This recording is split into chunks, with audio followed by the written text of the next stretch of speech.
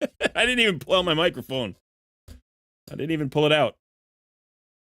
So let me go through that whole thing and go here. Can't watch me and Nubs and here. What? Is Nubs ready to... Is he streaming right now? Your favorite muted channel. Thank you, Kirk. I appreciate it. Yeah. I was saying that I hope you all have Valentine's Day plans for whatever it is that, you know, makes you feel good around Valentine's Day. I really don't like this holiday. It's not one of my favorite holidays. I got no problem with like romance or love or anything like that. I always felt like it was a you know, a greeting card holiday, and there wasn't any reason for it. But that being said, in February we have my mother-in-law's birthday, and then we have Valentine's Day, and then we have my dating anniversary with my wife, like all within like 3 days of each other. So it is a time a year we end up celebrating. So I've warmed to the holiday a tiny bit. But whether you love it or hate it, you know, I hope that you're celebrating in a way that makes sense to you. Hello, Hawk Gaming. Hello, Yuki, Alex, Doctor Who, Ian, Adam Murray, Kirk. Yeah, Ian, you asked me a question you commented on a video about the fusion. And I think there was some confusion about which weekend I was talking about for the 2 times. But I hope that's been worked out. Tab, how you doing? Yeah, you're gonna see me squinting again. I still haven't found my glasses, and I still haven't replaced them. I gotta do that. But we're so busy, it's like finding time to go buy a new pair of glasses is actually kind of tricky. But maybe we'll do it this weekend. We can.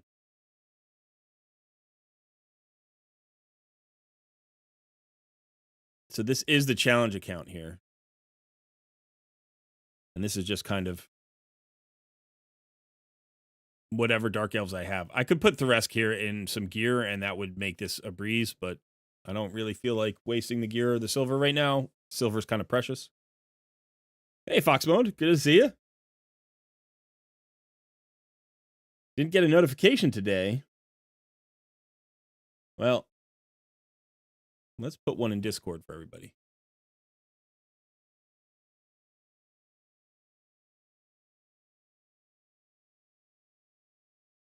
Typically, the bot handles that, but not always.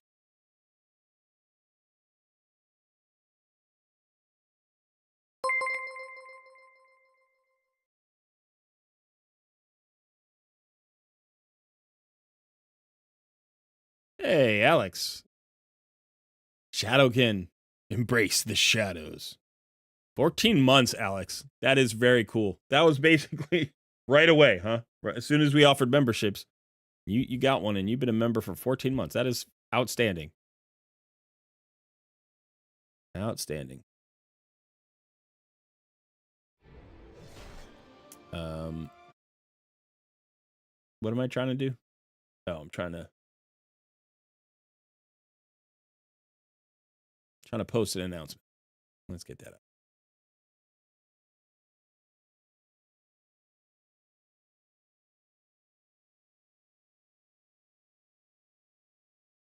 All right.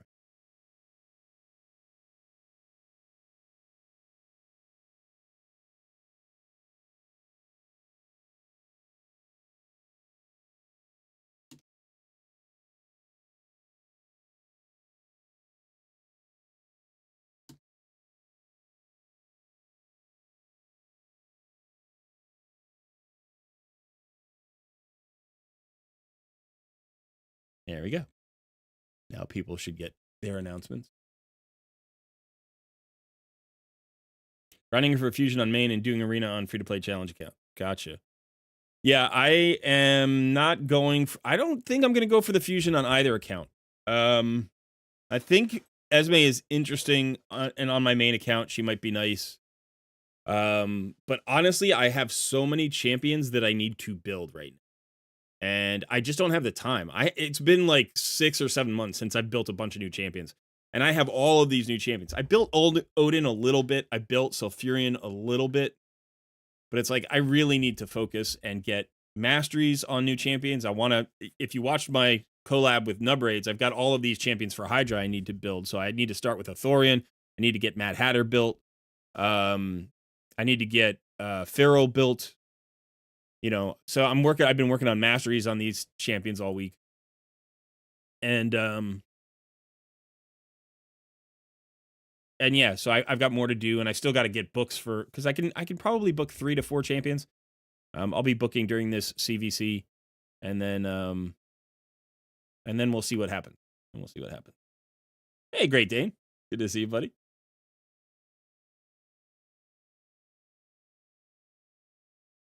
Civic's in the house. XR, good to see you. 0412, good evening, Cheese It. Ethan, Nunya's in the house, waving. Hey, Nunya. Got X Ace and Royce Thornton. First time catching a live stream, Royce. Well, welcome. I hope you enjoy it.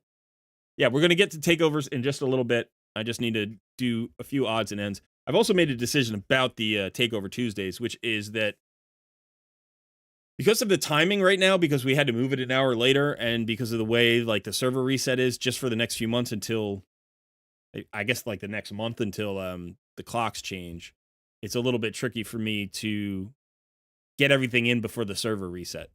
So I've got to have a hard stop at 5:30. I need at least 90 minutes to because I'm playing both the challenge and my main account. So as long as the challenge is going on, I really have to have a hard stop. And that means if I only get one takeover in, I only get one takeover in. And I'll try to time it out and do the best I can, but I can't, it's so much stress. It's so much stress in my life to do this challenge plus everything with the baby, plus, try to do the streams on Tuesday at really what's not a great time. It's just not a great time. It's just all the time I have available. So, in March, the server reset will go back from 7 p.m. to 8 p.m., which will give me an extra hour, which isn't awful. So we'll probably work on that at that point. All right, so I want to just make sure I have my Forge Pass done. That's done. This is all done. I think my daily. So I just need to defeat the Faction War boss. I'm going to have to come back in here and do this, which I should be able to defeat this boss. I already defeated this boss. And my team here is actually decent because I've now got Morag. And I haven't decided. I actually picked up Master Butcher, which is kind of interesting. So he might give me some healing. And I got this guy and this guy. But I do like Dilgul for damage. But right now, whatever her name is, Candleguard is better for damage. And then this guy's level 40. So it'll probably look like this. Or like this. But should get me through that boss. To be fair, what actually happened was everybody died and then Geomancer just soloed the stage 7 boss. So you love the Nubs collab video? Yeah, that was fun, huh? It's not something I normally do where I have somebody come on the channel and teach me something, but it's cool to do every once in a while. And he's, obviously the expert at Hydra, so I thought that'd be useful. Hey, Darren. Good to see you, old man Griff. You're on your second account, 4-month-old, free-to-play account. I did pull Ancients during bonus Lego event, and I did get Snick Track, and a bonus Lego was Lady Kimmy. With only 11 shards. Very nice. Hey, Hoax. Good to see you. I love Lady Kimmy. She's so good. Let me swap accounts.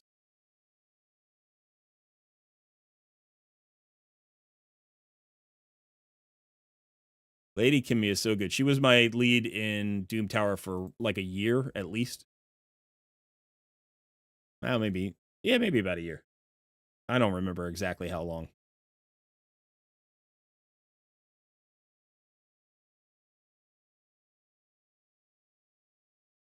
I don't want to knock you off the top. I just want to do as well as I can for my clan.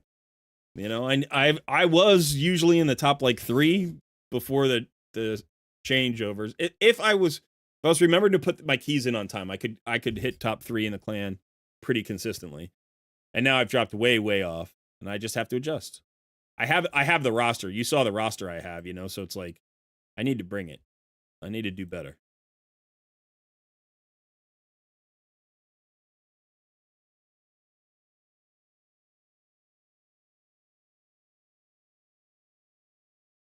You got Venus, Krisk, and Bellinor during the 2x Void event. Wow. That's very nice. Krisk is huge. I still really want a Krisk.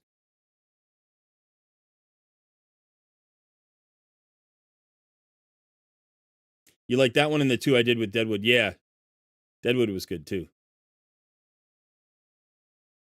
I don't see him making content right now, but he is in the free to play challenge.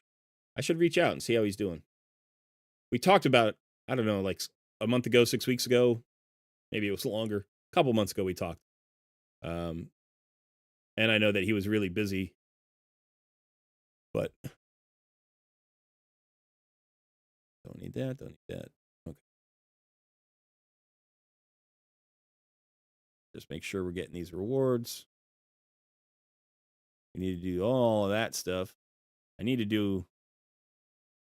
I need to do that. I need to do campaign. So as soon as this is done, yeah. So I just need to do campaign because I need these done. So I need 135 campaign runs. Great.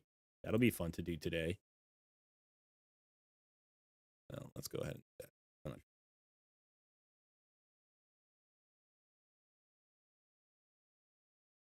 Hey Joseph, it's going well. Thanks.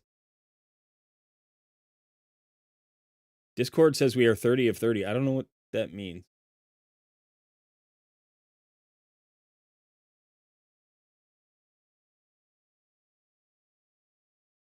Let me see. I have so many rares I have to level up. Just like a crazy number of rares that have been just sitting here since the 2x ancient event. So I forget how many we need now. What is it? It's like 11. I don't know. Let's do 8. Let it do 8. Let's see how much we get. Do I still play King Arthur? Yeah, I was just playing it a few minutes ago before. In fact, it's still up on my other. I gotta close it out. Thank you for reminding me. I am still playing King Arthur. It's been a challenge to be as active as I'd like to be with the challenge. No pun intended. Going on. So since the challenge launched, trying to play 2 accounts of Raid plus an account of King Arthur and play them all at a decently high level has been tricky. And I think all the accounts have suffered. All 3 of the accounts have suffered. King Arthur has suffered a little bit. I'm also very patient. Like I'm being patient about it, so I'm just trying to get in and do my dailies and not miss those too much. I didn't really participate very much in the clan wars because I wasn't watching timers and stuff. I was just kind of trying to burn my stamina and get to the challenge account. But I've got a lot of 60s now. Got a whole bunch of 60s. And I've got like some people maxed out.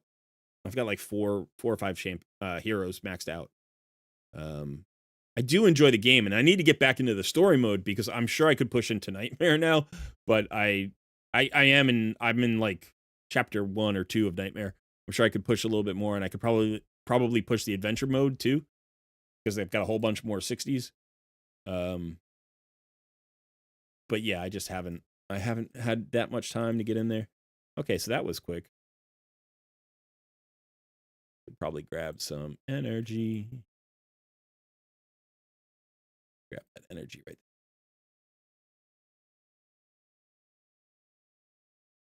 All right, so what was that? That was 7, right? I don't know. I should be counting. Isn't this Takeover Tuesday? It is Takeover Tuesday, yes.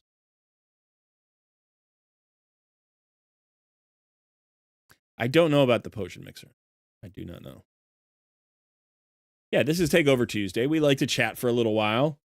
Usually chat for a half an hour, 45 minutes before we do our first takeover. It's good to connect with people. Once I start doing takeovers, I don't chat that much.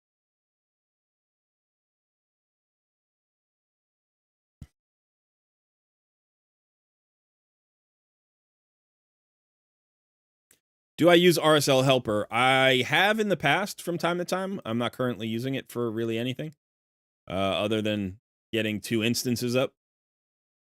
2 instances of Plarium Play.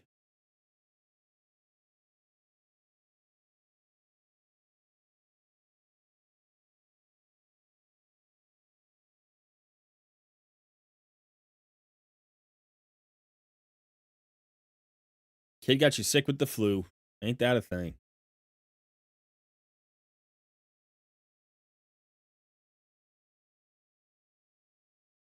All right, let's see if there is. Do I need to do a clan boss key or anything here? Yeah, I should probably do a clan boss key. Ultra Nightmare's done. Doesn't look like I did Nightmare. Let's do Nightmare.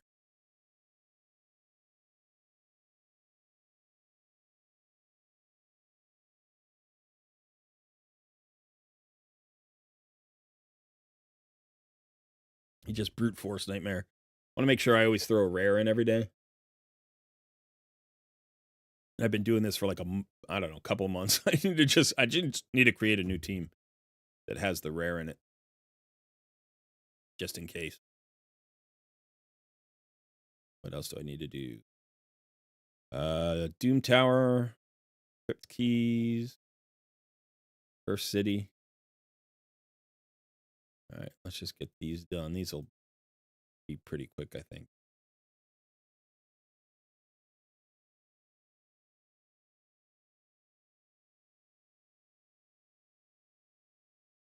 You've been using a lot of Vicks, Rob. Well, I don't know why Rob belongs to Vic, but either way, you should probably give him back. That was like the stupidest joke. Vicks Rub. I get it. Yeah. Yeah, listen, it's okay that you're late this time, Yobi, but you get one. Yeah, you get one tardy per semester. Make sure you're on time next week.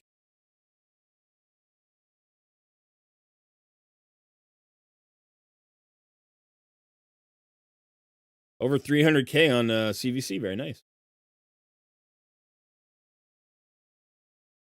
I am a dad. I am a dad. Suggestion for gauntlets on High Katoon. Usually HP gauntlets.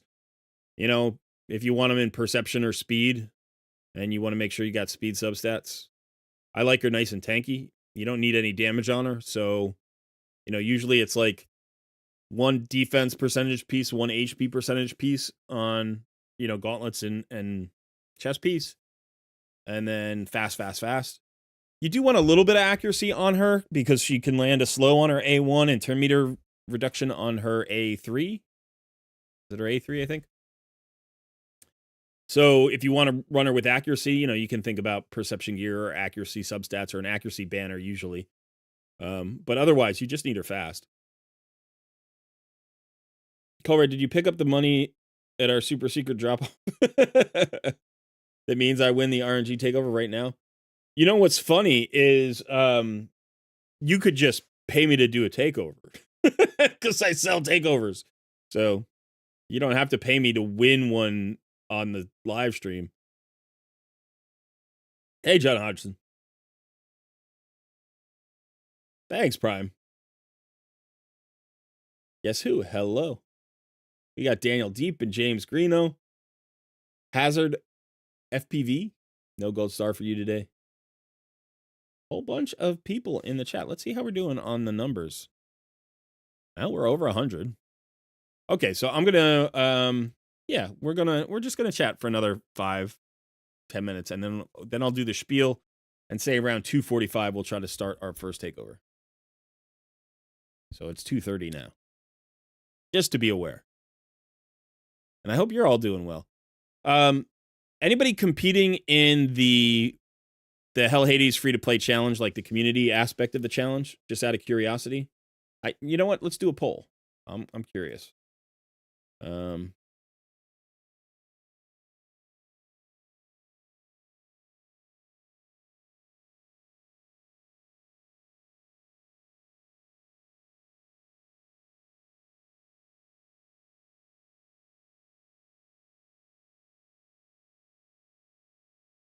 Just curious how many people are trying out the free-to-play thing.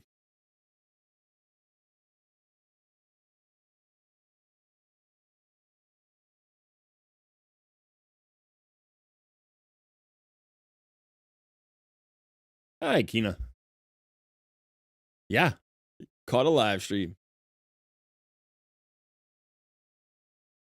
Competing is a strong word, but I have an account, and I do play it sometimes. Well, Adam Murray, that's good to hear.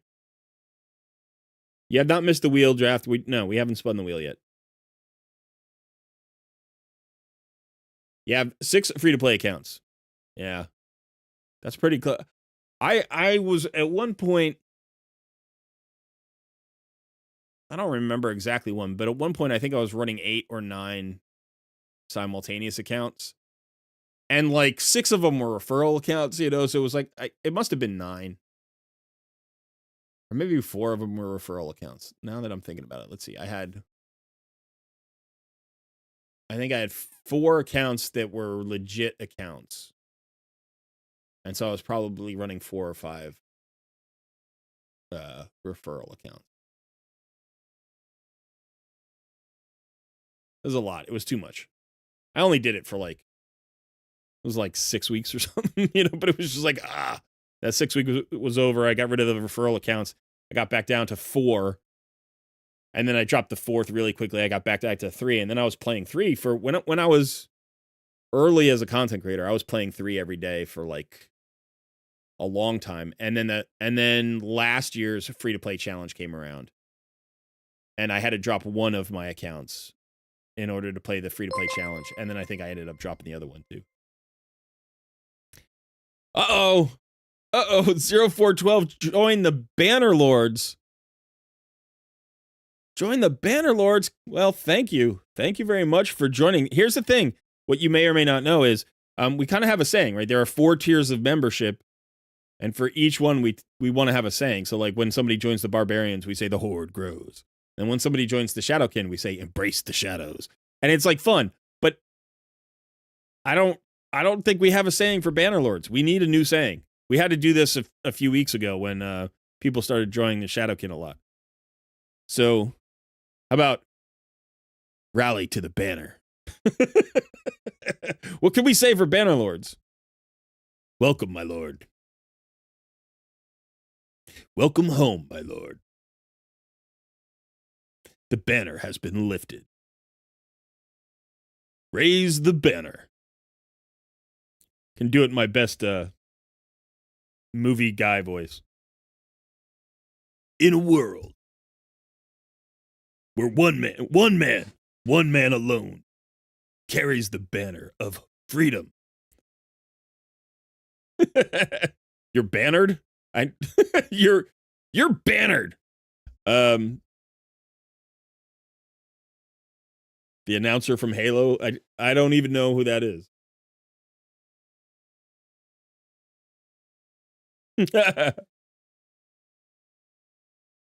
That's a nice banner. I'll Ducky from Shrek. That would be cool. Yeah, I should get little sound effects to play whenever anybody joins. But 0412, I do appreciate you becoming a member. It's always cool. If you don't know about memberships, you can find them on my YouTube page. There's a little join button there, and then it gives you a breakdown of all of the different tiers of subscriptions and the benefits that you get for each. So, 2 lords, 1 banner. I don't know. The Banner Lords of the Banner Lord table. Look at that guy's banner. Raise the flag.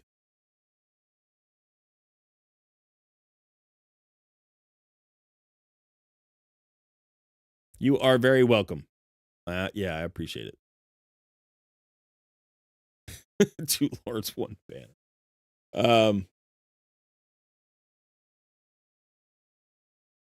For a new player about a month into the game, is it worth it to compete in CVC? If your clan is currently competing, then yes, because you can get rewards like you just get participation rewards. You want to make sure you get all of those. So your clan as a whole should complete its participation reward track, and you get all those rewards. If you happen to win and you can get some accessories, they can be good accessories that you might not have, as good accessories for. So that could be good. And Blood Shield rings are extremely useful, especially in the next Doom Tower rotation. You're going to want them because we've got the Scarab boss coming back. So yeah, absolutely. We are the Banner Lords who say, neat.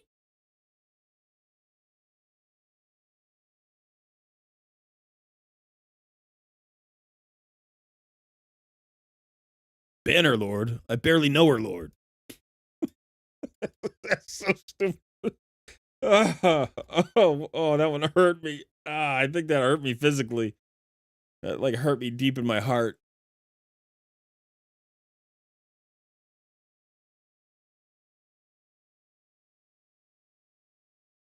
But okay. So yeah, we got a few more minutes, and then we'll get to our first takeover. I really like this takeover. Thanks, guys. Do that in Mickey's voice. I don't have a lot of voices. I'm not Big Papa Jock. Big Papa Jock is like a voice actor. The dude's got like 1,000 voices. That's one hulking banner. That's so bad, Civic. That actually makes me feel better about some of my jokes. Thank you. Thank you, my friend. That's great. That's one hulking banner.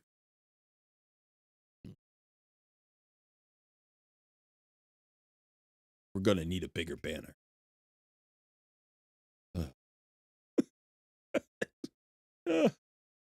Civic. Ouch.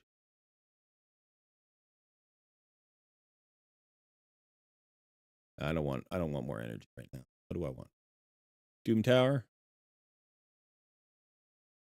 Where do I get my extra keys? Where are my extra keys today? Did I? Huh? There are no extra keys today? All right.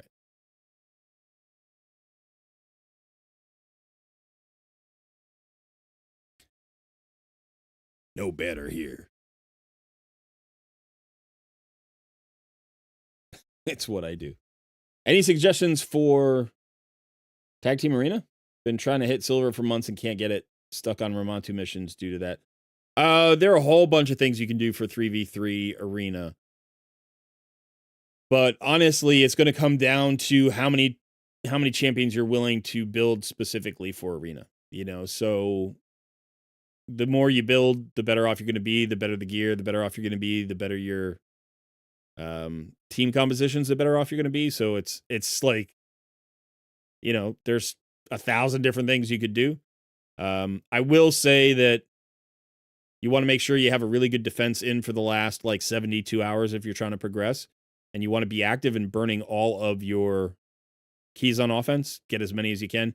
And it may come down even to at the end, just winning a 2 out of 3 as often as possible. You might not even be able to, win all 3 battles, but if you can win 2 out of 3, you'll always be positive. And then make sure that you understand where, the point, don't take a risky fight that's going to lose you a lot of potential points, right? If you're going to lose, if you think there's a chance of losing, but it's, let's say you get a 1 out of 3. If you're all the way at the bottom of the page where the ranks are the highest, then you lose fewer points. So just be aware of point trading, kind of how you want to do that as you go. But yeah, you want one really good go first team at least, and then one really good go second team, and then be flexible with your third team. Manual fights, as the last couple of days, you're going to have the manual fights. And don't be too rigid about your team construction. Be flexible. And since you can custom design your offenses to go against the defenses that you see, you should, because that's a massive advantage. That's really your best advantage. Yeah. So be flexible. Here's Johnny. The Banner Lords have arrived. Now you enjoyed the Nubs collab. How did the teams get on in Hydra? So I haven't built all the champions yet. I have to do that during the CVC, and I'm hopefully going to try to run them tomorrow. So I ran the brutal one I made. I ran against hard mode, and it did okay. It didn't do great, but a lot of those champions aren't built yet, or they don't have masteries or whatever. And I just didn't have the time. They forced me to use a key in order to get my advanced quests done, so I just ran it on auto, and it didn't get a good score. And then I ran it again, and it did a little bit better, and I just accepted it because I had like 10 minutes left. So I hate the fact that they have daily quests for weekly keys. That is the stupidest thing. They should not have daily quests for weekly keys. Irritates me every time.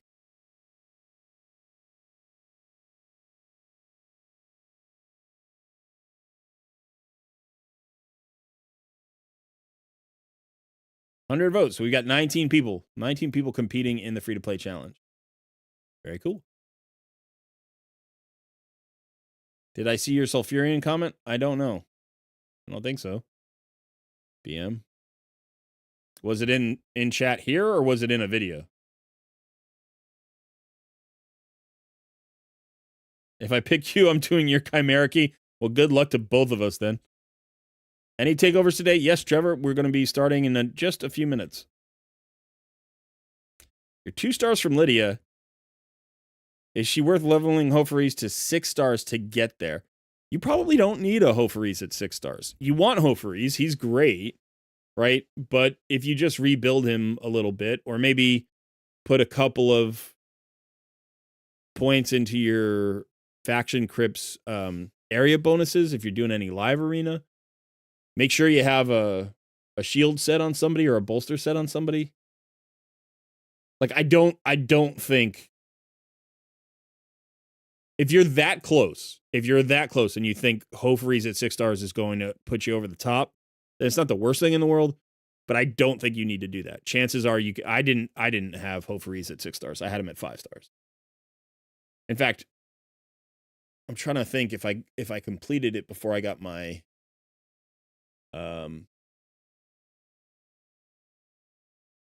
my Pytheon. And I think I did. I think I completed, not Python's Lizardman. Skinwalkers. Who was Skinwalkers? I think I got my Regash and finished it. I'm pretty sure I had Hofaris as my reviver at that point.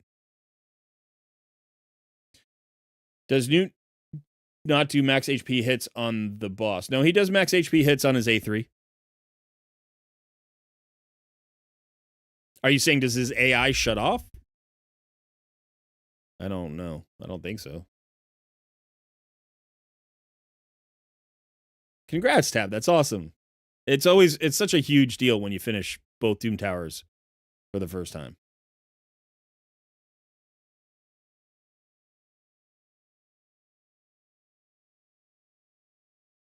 Yeah, all right. So while we're watching this, let me go ahead and explain this for those of you who may not have been here before. I'm so like just slacking today. I'm not even sitting up straight. I'm so freaking tired. I'm so tired. Okay,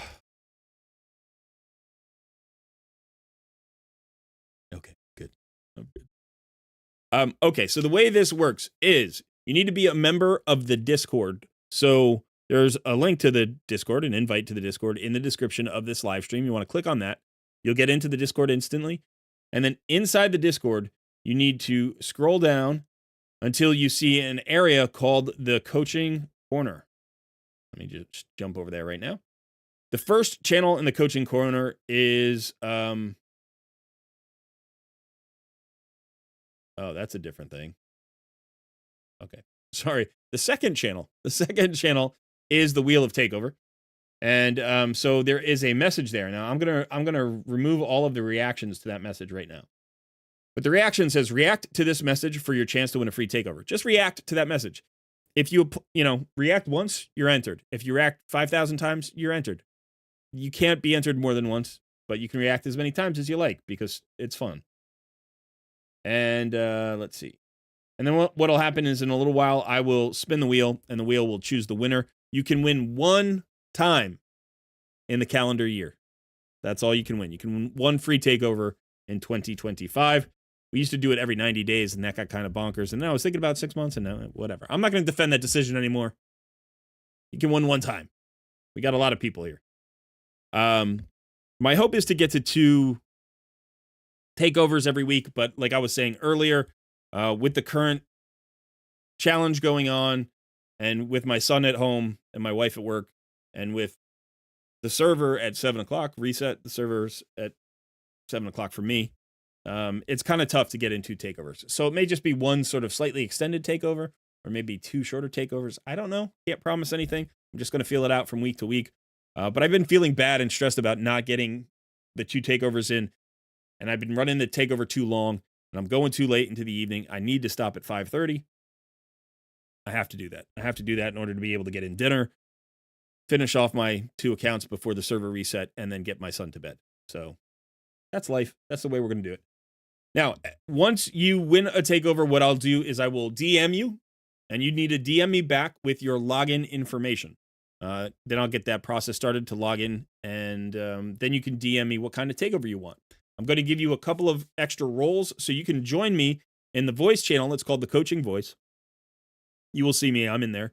I want you to join me. You're not going to be able to use your microphone, but you will be able to hear me in real time because the live stream is delayed like 10 or 15 seconds. So when I ask you questions, you can respond to me through DMs, and you can do it more quickly, and that's just an easier way to do it. And then, yeah, let me know what kind of takeover you want, and we'll get it started. I think that's everything. Discord, Wheel of Takeover, React. I'll DM you when you win. DM me your login information. Join me in the Coaching Voice. Tell me what kind of takeover you want. That's basically it. That's the whole rundown. I should just put that up on the screen. But I like talking. If you can't tell.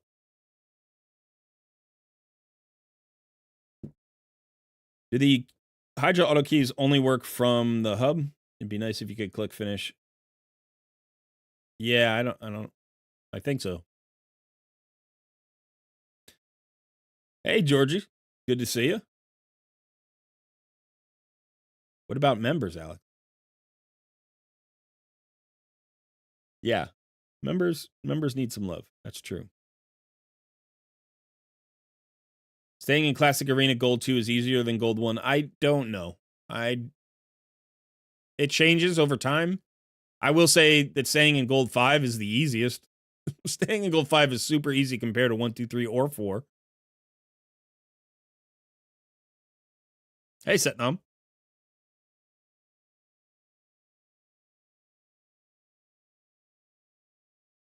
Why don't I stream on Twitch? I tried to dual stream, and my system won't handle it. It kept stuttering too much, and it was ruining both streams. So I just decided to keep streaming on YouTube. I used to stream on Twitch a long time ago for not this game, but for other games. You bought the 6-star for the cat today. Nice. Cheshire Cat's pretty cool. Well, I make content from my paid takeovers. I suppose I could. If somebody requested me to do that, I could do that. I've never done that before.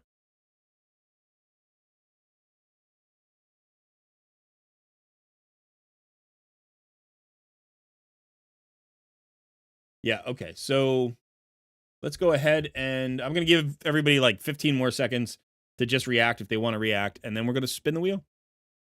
We'll get this takeover started.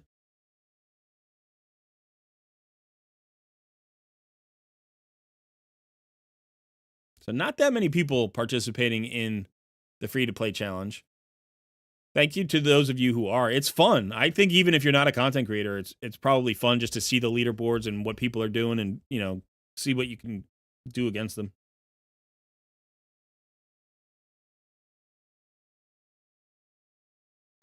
What level accounts am I looking for? I don't care. Any level of account. In general, like if you want a takeover, it's beneficial to have some resources. You want a little bit of silver, you want some energy, you want your keys. Like, don't ask for a Hydra takeover and then have no Hydra keys. That's tricky, We've had that happen before, and I do my best, but we're not going to be able to see if it works. All we can do is theory craft. So recognize, like, if you win today and you're like, hey, I would love to have a clan boss, takeover, and you've used your keys and the next one's not coming for 4 hours, like, you're kind of stuck. In addition, if you want to rebuild champions or you're trying to look for, a new team composition, you need 40, 50, 60 million silver, 100 million silver sometimes. And while that's not so bad during a CVC, I don't know, is there currently a gear enhancement going on? Did it start today or does it start tomorrow? I think the gear enhancement is tomorrow, right? So, we don't want to burn through a bunch of silver for somebody who is that close to completing the fusion. So if you're tight on silver, just be aware of that and you can let me know, and, I'll try not to use too much silver. Hey, Felrus. Good to see you, buddy. Felrus is another content creator who is also in the challenge. I hope you're enjoying it. I've seen a couple of your videos lately. You're covering a lot of ground, man. It's cool to see. You should go check out Felrus's channel. He likes to do live arena. So if you're interested in live arena, I don't cover live arena that much. There's a lot of live arena stuff. Okay, let's first of all, let's close King Arthur here. Put that program. Don't need that in the way. And then I'm gonna spin the wheel.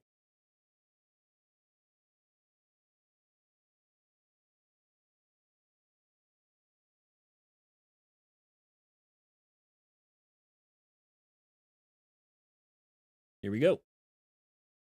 Good luck to all 177 of you, or at least those of you who haven't won already.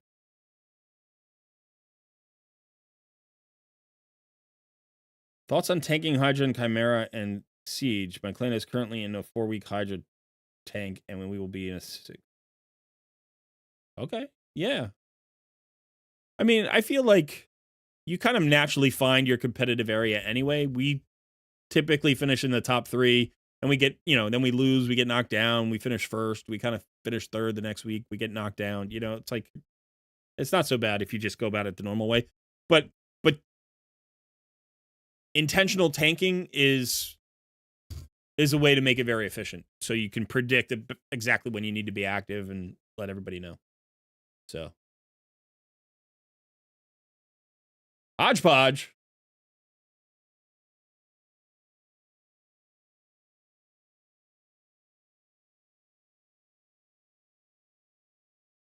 You won not that long ago, but it was last year. So technically, you are you are eligible for a new. I was like, hodgepodge, I'm pretty sure I just did a takeover with you. But it was back in October, middle of October. So congratulations. You may have the rolls. Let's see if you have the rolls.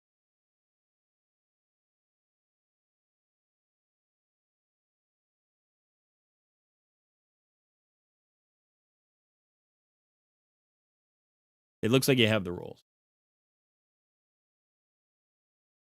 So you can join me in a voice channel. Hey, there you are. And then let's see. Is it still the same login information?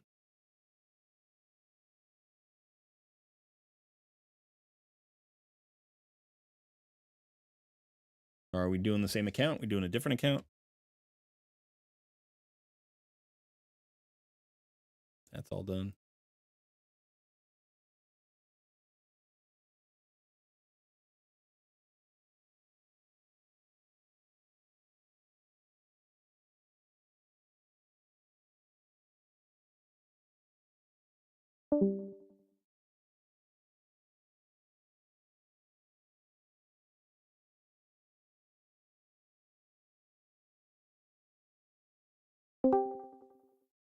He's back.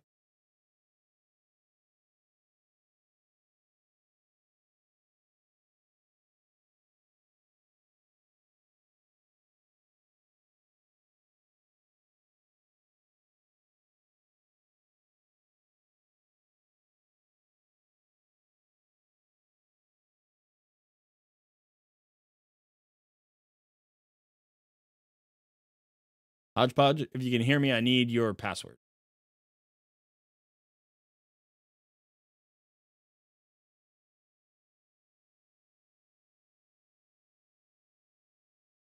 Rare's only account. That's cool. Yeah. Rare's only max spend.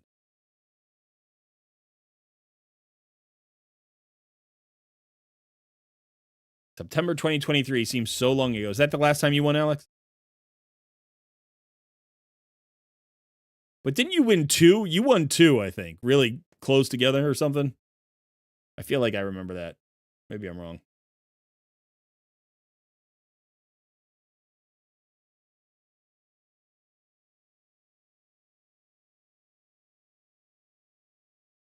So, Hodgepodge, I need you to DM me the password for your account.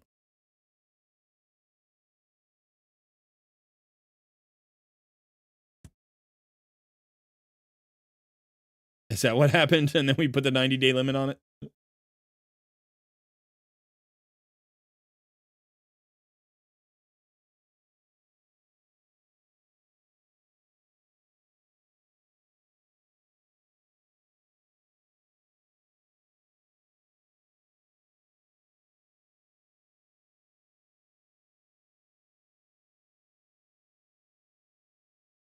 Hodgepodge, if you could DM me or do something, because I don't even know that you're hearing me. I'm not getting any kind of response from you whatsoever.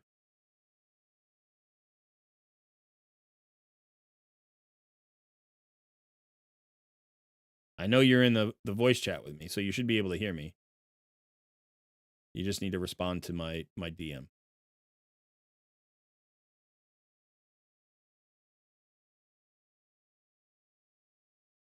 Hodgepodge is shocked he won again.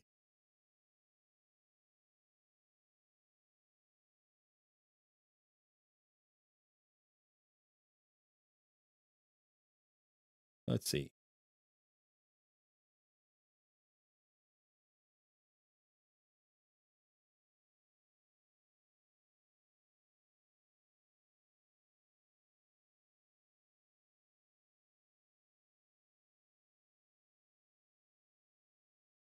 Hodgepodge has actually won twice before. Wow. Let me see if I can.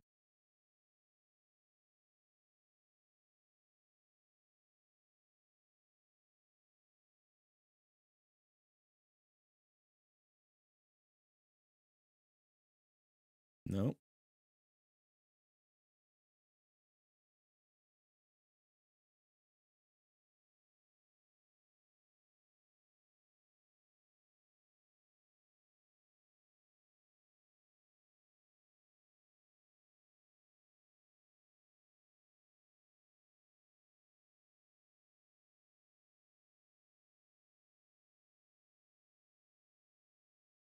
Just want to put this here, Colred. You have turned into my favorite raid CC. Been loving the style of your content, the collabs, and the community you've created. Well, thank you, Jack Goodman. I appreciate it. That's awesome. I appreciate you saying so. That's I love to hear that. That's great. All right, finally, we got some. There we go. We got a response from Hodgepodge.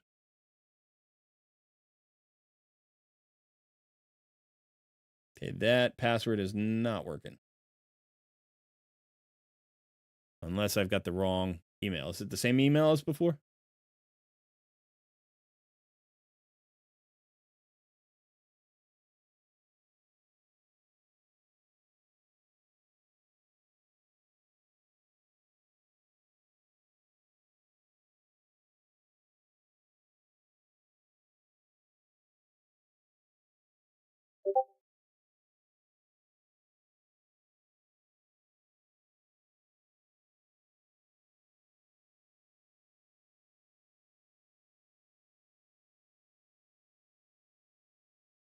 Nope, that's not working either.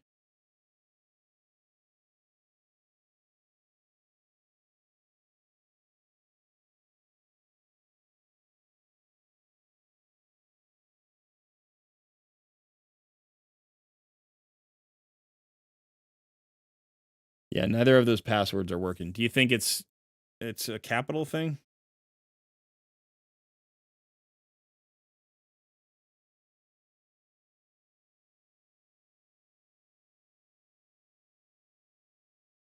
No, none of those are working.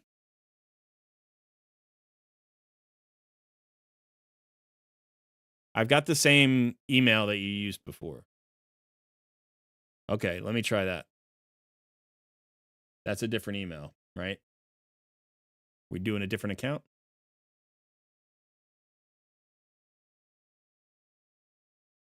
Okay.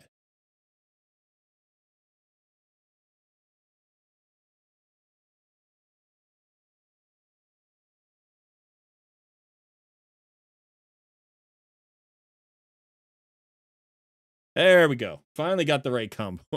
Okay. We are in. That only took way too long. Doris, what do you think of the Cheshire Cat? I think the Cheshire Cat is pretty cool.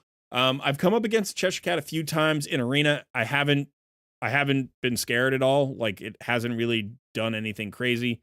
I just start acting like this is my account. I'm just gonna clear out red dots. 197,000 silver. So no rebuilding here. But I do like the kit. I think the Cheshire Cat is pretty cool. Is it Demon Spawn, right? It's Demon Spawn. Cheshire Cat. Where is it?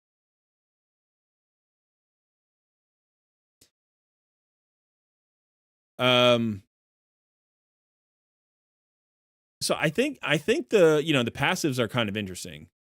And this one specifically, whenever a champion is about to receive a hit that would whenever this champion is about to receive a hit that would drop their HP below 20%, blocks the incoming damage, just stops it. It is on a 3-turn cooldown, but so you get like a pretty good chance to get off one of the AoEs, right? Or this AoE. Grants an extra turn, so yeah. And he's got that speed, so the faster you build him, the harder he hits, which is nice. He's a very cool looking champion. It's a great champion design. I mean, he looks like the Cheshire Cat. Like you can see that instantly. You're like, hey, that's the Cheshire Cat. While simultaneously he's a completely new take on it, which is kind of cool. I do love the design. One of the cooler looking champions, I think. There are a lot of cool looking champions.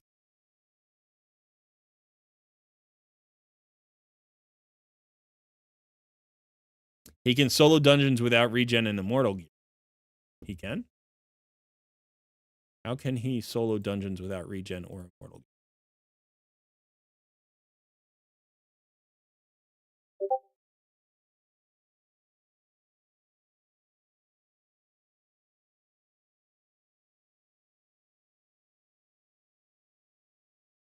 Like, which dungeons can he solo?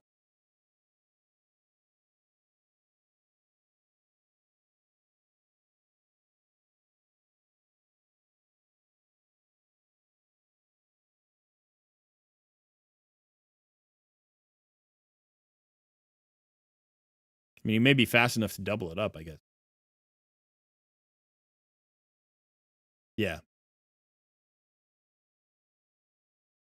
Yeah, Sand Devil I could see. Sand Devil I could see. Need help in endgame, faster times, the city boss, special dungeon, and you can use the free gear. Okay. So let's take a look at this account now. So we've been on Hodgepodge's other account, which I think is his daughter's account. We've got a big roster here. We've got a big roster. Got 195 6-star champions. Wow. Okay, Hodge. And we got no silver, unfortunately. We have no silver. So this might be a little bit tricky. But we need help in endgame, faster times. And then city boss. Okay, so you don't have them unlocked there, but you do have them unlocked in normal. Let's take a look at Amius. It's been a little while since I fought Amius. I missed him in the last rotation just because I was busy and I forgot. And that's happened to me a lot, which I don't love. So I always have to remind myself how this fight works exactly. I know cleanses are good. Heal reduction's good. So let's start with the heal reduction. Let's see who we've got for heal reduction. You don't always need that.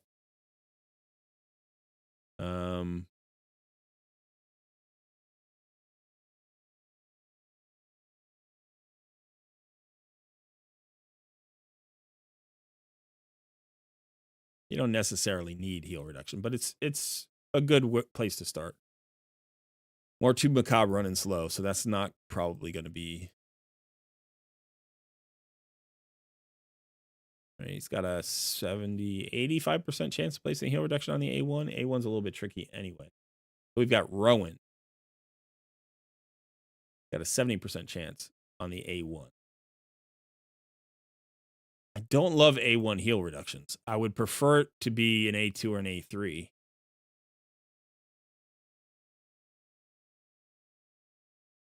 So maybe we avoid it and see if we can just pump out damage instead.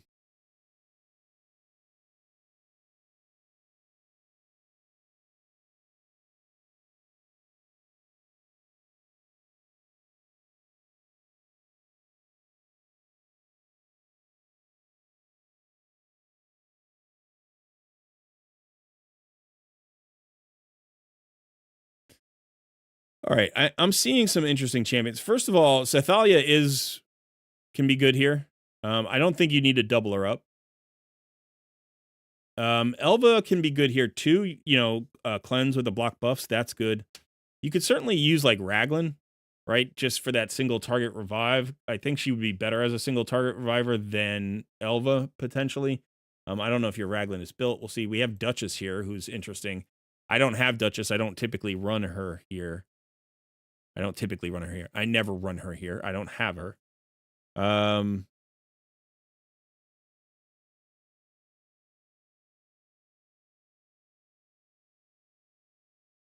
mean, you've got cleanse and block debuffs there as well. This could be good. Continuous heals can be problematic. You got a reset champion.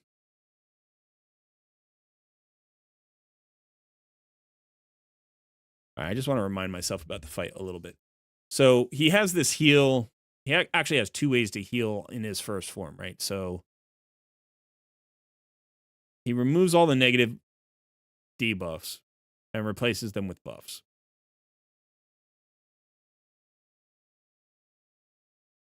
Increase duration of all buffs and decrease duration of debuffs, and then heals. This is the big heal, I guess, right? And then he also heals this on this one.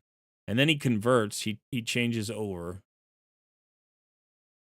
Whenever an enemy is healed, Amius also heals by 20% of the value of the original heal. Okay. Doesn't work on HP equalizer. We don't want to decrease skill cooldowns, so that's something we got to be aware of. And then he flips over to the alternate form.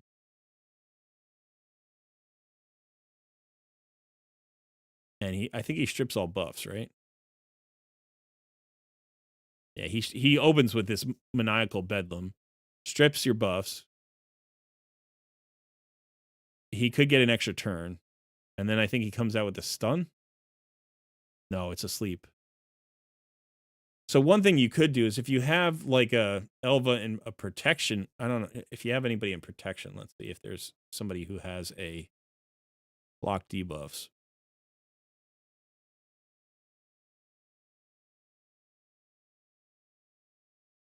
So this is a 6-piece protection set, right? Okay, so she would be helpful then, I think, because then depending on how fast she's running fast too. Okay, almost 300 speed, 298. That's very fast. So I think she would be key here. That's a nice helmet. It's 5-star, but nice. So she has the cleanse, and then on this ability, she has the block debuffs, which is also her revive, which is a little bit tricky to use.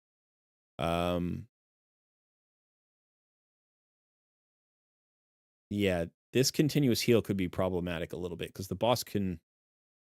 What does the boss do with that? He can't steal it, right?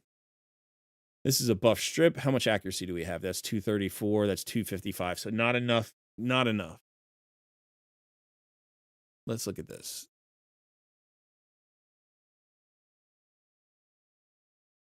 You actually have 2. And one of them is built in a 6-piece protection. How fast is she? 270. Not that tanky, but not that bad. So we could potentially do your second Duchess and your Raka.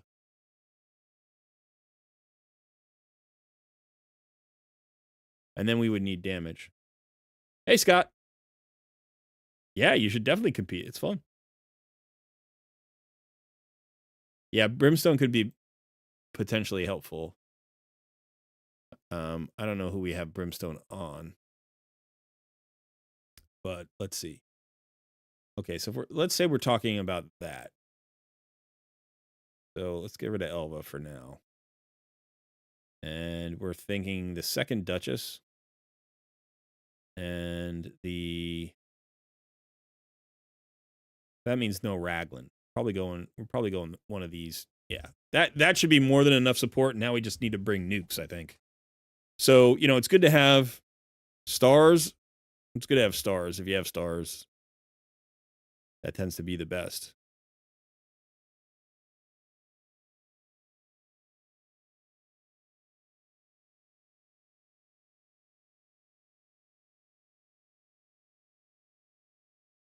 Let's look at your damage dealers. So that's kind of interesting. Decreased defense. I don't think he gets the weaken, right? Yeah. He got Inithway.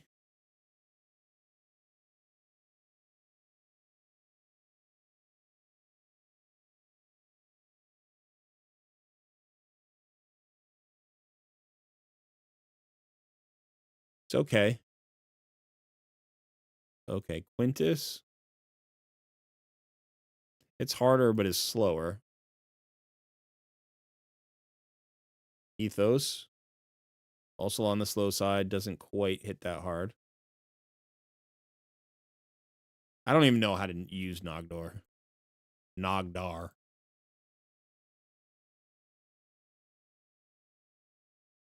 What about Baron? Baron hits hard.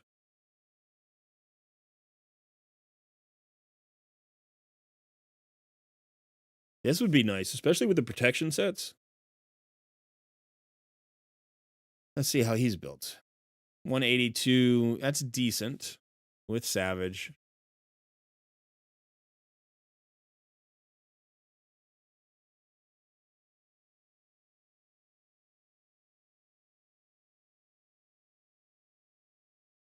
I think we're lacking on damage dealers. That's the issue. I don't think it's going to be the supports at all.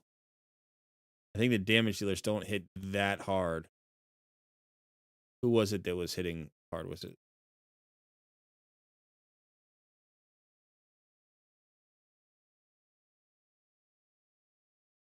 Enithway, but he was slow, right? What's his speed? Not too bad. Maybe we will use him. We don't have an increased speed here. I mean, we could, right? We could use a turn meter filler like Arbiter, or we could potentially use Astrid. But now we're talking about, how can we get the job done with only 1 or 2 damage dealers? Hey, Shooter. Good to see you.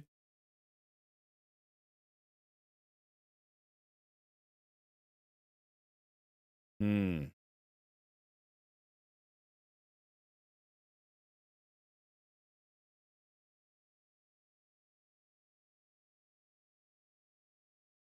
That's not bad damage. A little bit faster. Yeah, all the damage dealers are... Ooh, here we go. Okay. That's still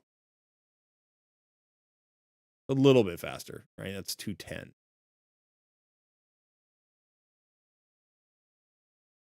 And he's got good defense. He'll be pretty survivable. So we'll bring him. We got to watch out for all of the buffs and debuffs there.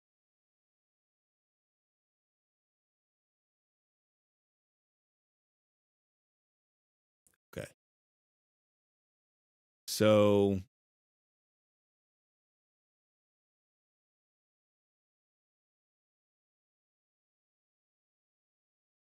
Baron. Yeah, it's a little bit harder. I think he's too squishy. And stars are better. You just need more stars. He's hitting pretty hard.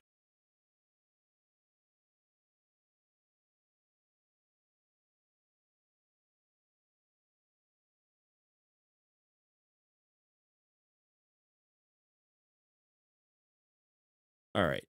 Let's look at Yannicka for a second. He's squishy too. He's very squishy.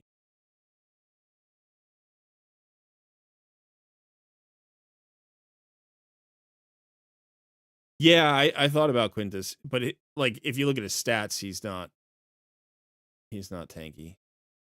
He does have decent crit damage. He's a little bit slow.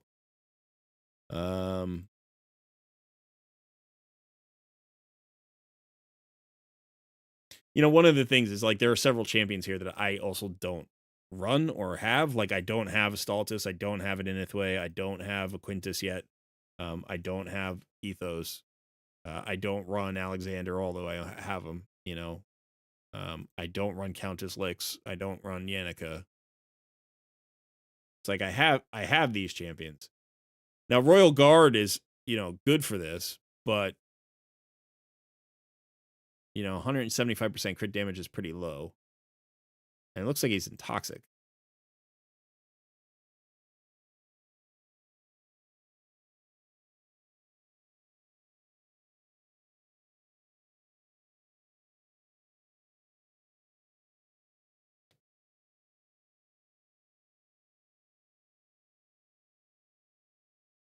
All right, I think we're going to go with Staltus and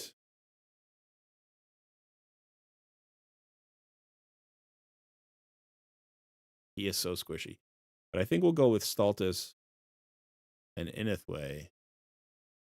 And we'll bring in an increased attack champion. Because we have 2 revivers, right? So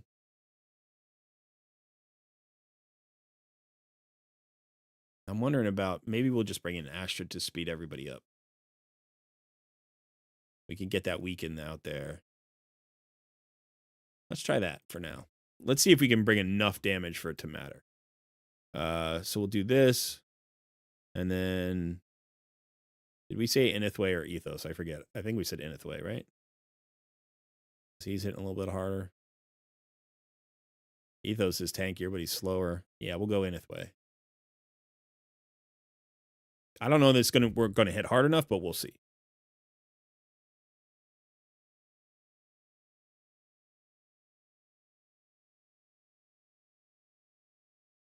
Try 5 newts. Yeah, first of all, newt's not allowed in here right now, so we don't even have that option. Well, I'll have to get a feel for the fight because honestly, it's been a while. So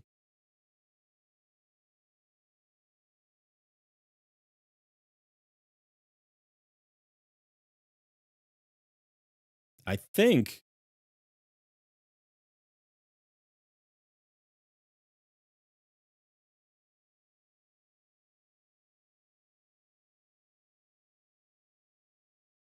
he'll default to the A2 here, but I actually don't know.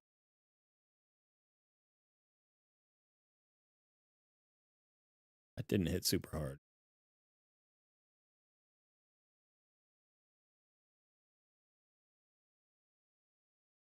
Didn't hit super hard either. That's okay. Oh, we already had an increase of attack champion. Yeah, we did. Okay, yeah. So now if we debuff, right, the debuffs will be removed. So we don't want to debuff, but now we can buff. We had plenty of increased attack. I could have brought in somebody else for increased speed. I don't know that anybody's better though. You know, it's like.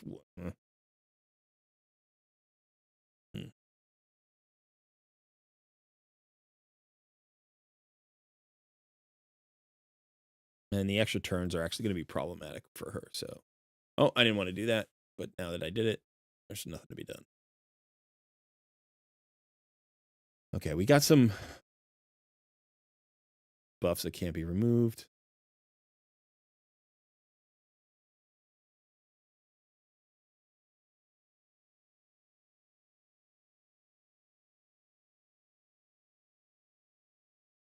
Nice.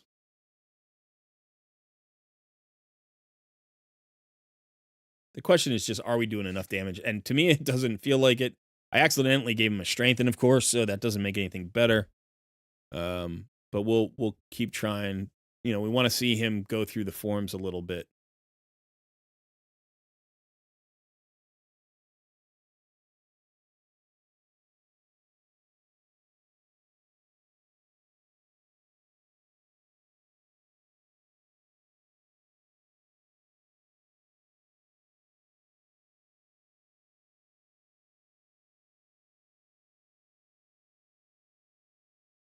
Now we can debuff him.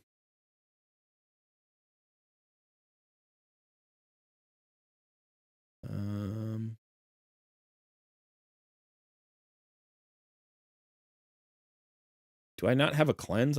No, I do have a cleanse. It was already down.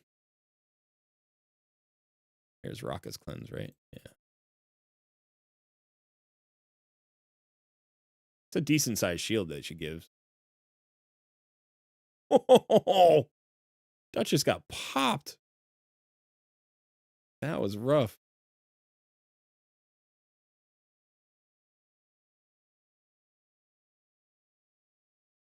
Can I not fire this?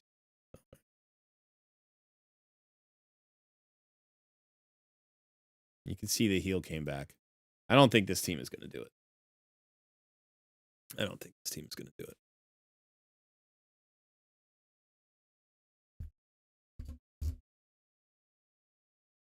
Let's look at blessings for a second.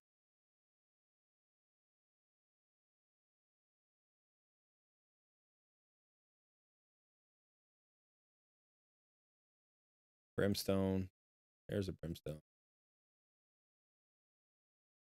There's a brimstone.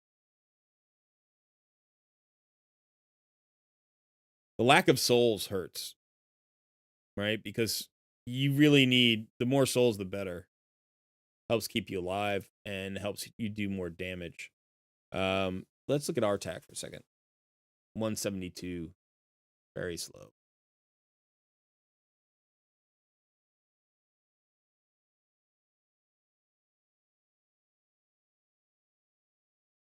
You don't need a 100% crit rate on our attack. I mean, it's not a bad thing, but if you're soloing, if you're building him for a solo build, you need a lot of resistance, you need a lot of speed, and you need a lot of HP. Your HP is almost okay, but your speed is way low and your resistance is way low.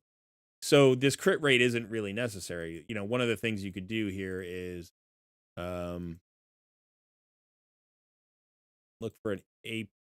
Let's see.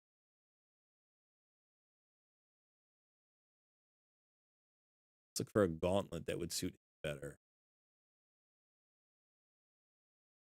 I mean, that would be better, but obviously you're taking that away from her. Although that's not necessarily bad to take away from her if you can get something with more accuracy.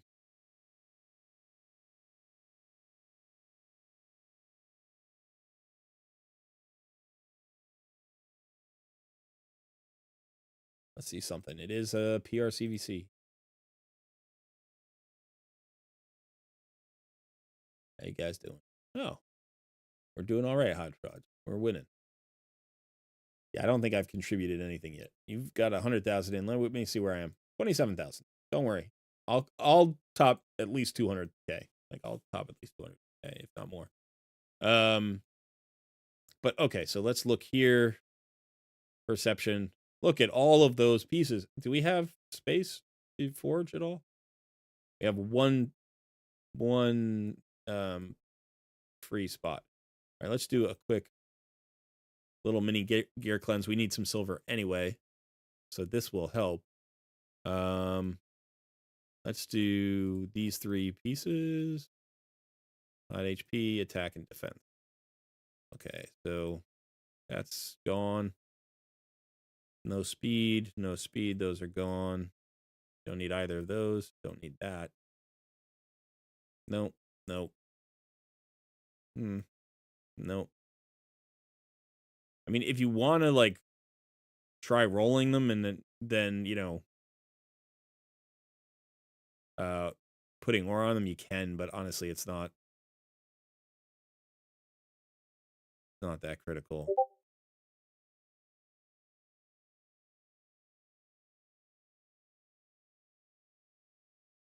Yeah. Yeah. I wouldn't worry about holding on to weak pinpoint gear right now because you can just farm more. So we'll do that. And then let's go ahead and look at boots that might have anything but speed. Okay, so these are all the non-speed boots. You don't use ore on boots typically.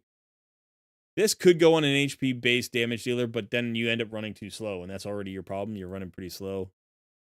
So you're not gonna. I don't think you're gonna use any of this. I think this can all.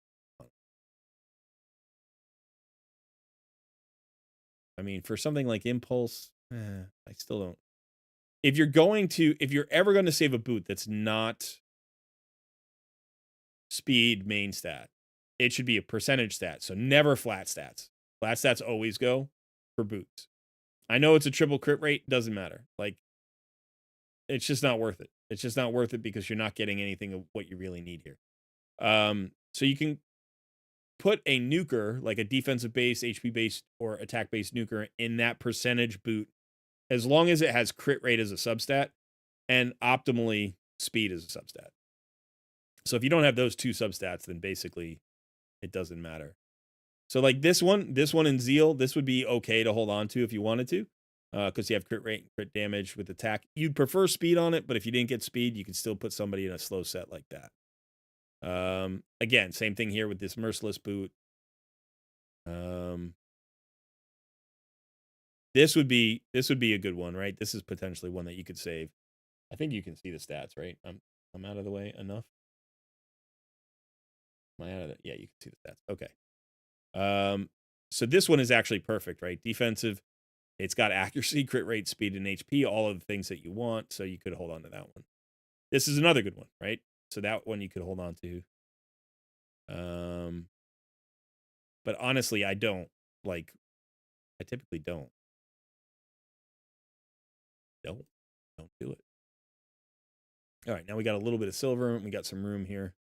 How many spots we got? We got 44 spots. Okay, so we can do 4 at a time. And then let me remind myself, who were we building? It was Artak, right?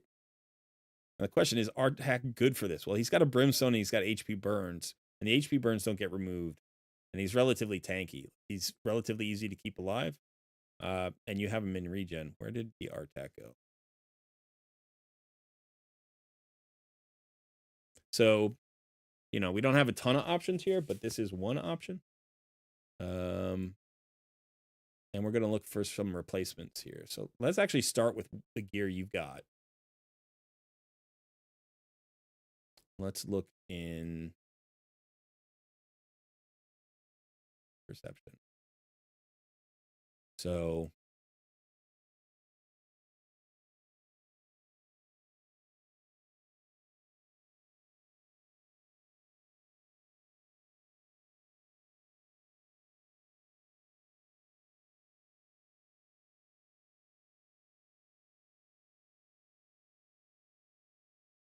I mean, that would give us 22 speed right there.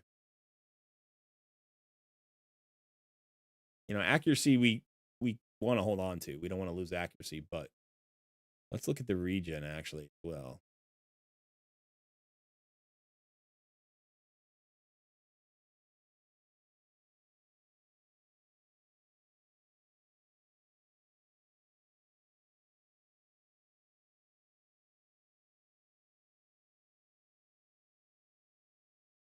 That's an upgrade. You lose a little bit of HP because of the ascension, I think, and that's it, right? Oh, you got some HP there, but I think that's okay. Swap that.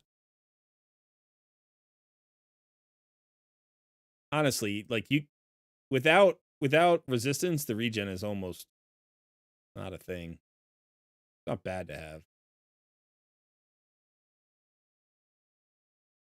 compared to what we were. See, this would be 13 more speed. Let's do that.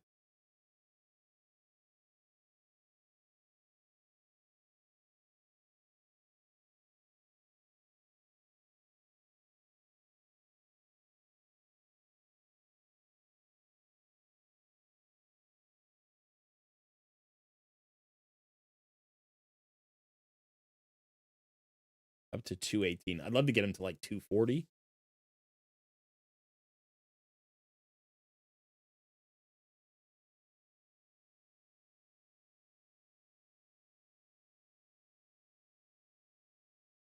All right, we've got 2 accuracy banners with speed.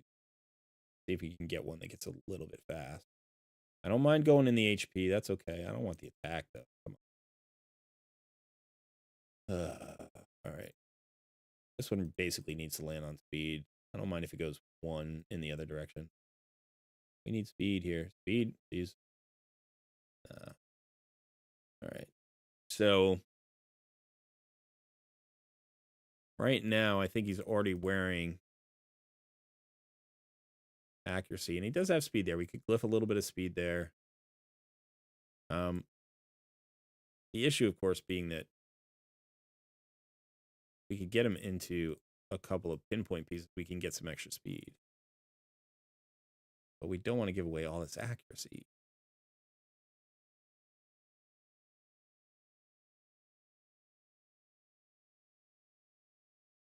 And I'd love to get his defense, his HP up. Obviously, we can glyph these. We can level these up. Okay. So we really need... We need gauntlets. We can go ahead and do this, I think. And substats, we need speed and accuracy. Let's just do a couple of temples. What we say we could do 4 of them, right? I'm just going to keep all of it. I'm just going to look. I'm just going to keep all of it, and then we'll filter it in the gear. That flat HP. It's a nice flat HP. Take a All right, last one.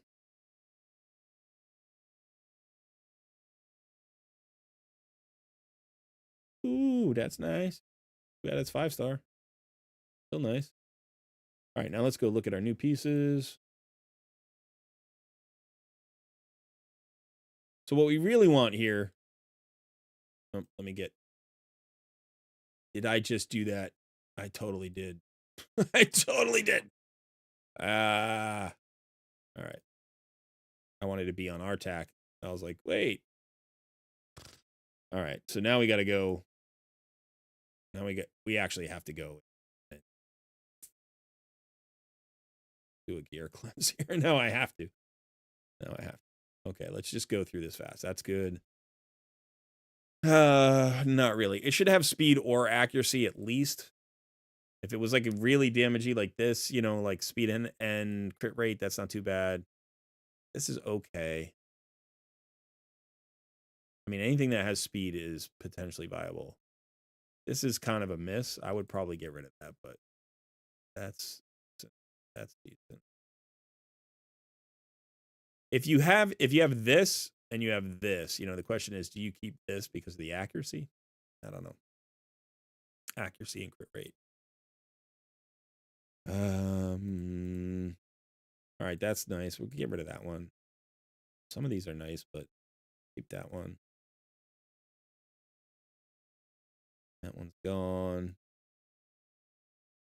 Meh. Keep that one.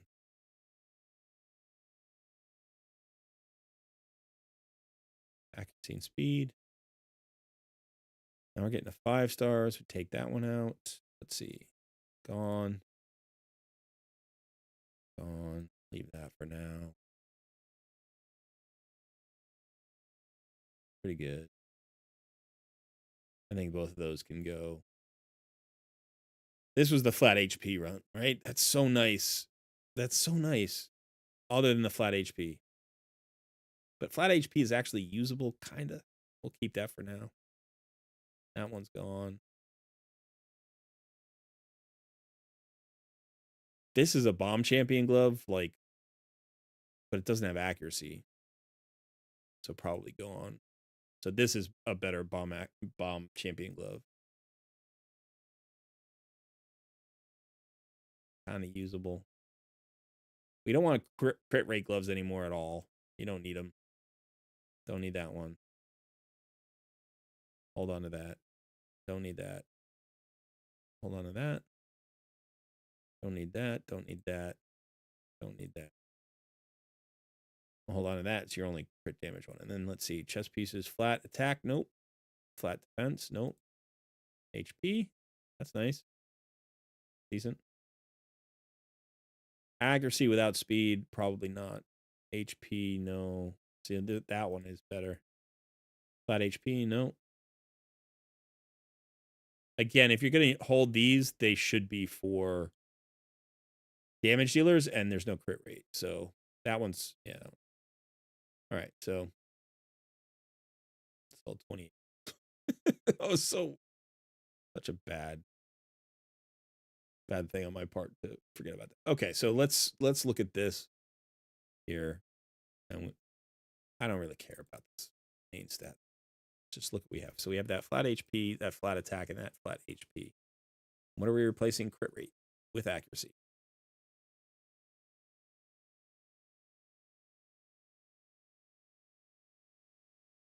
No. Okay. Let's go back. I'm going to leave the mythical charms off. I'm still going to go gauntlets. And yeah, let's stick with the speed charm. Yeah. Ah.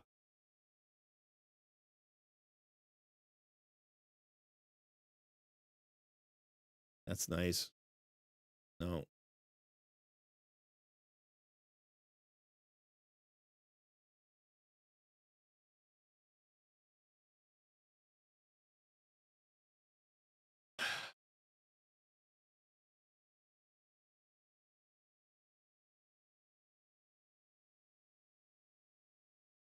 I swear to God.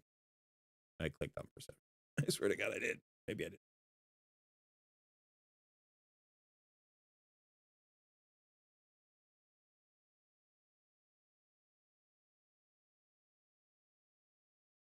One good one. Nope.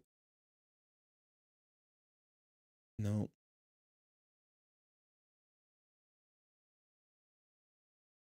All right. Speed, crit rate, and HP is 5 stars. I'm getting rid of the 5 stars. I'm not taking any 5 stars unless they're really good. You have to have basically 5 stars need speed and accuracy. This one is good. This is very nice. 6 stars there. They need speed and accuracy if you're going to keep 5 stars.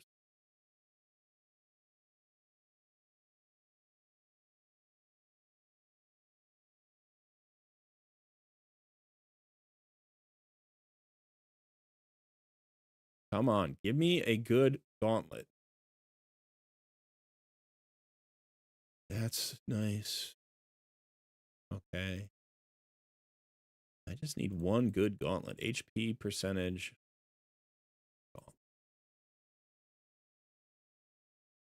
One more time. Last one.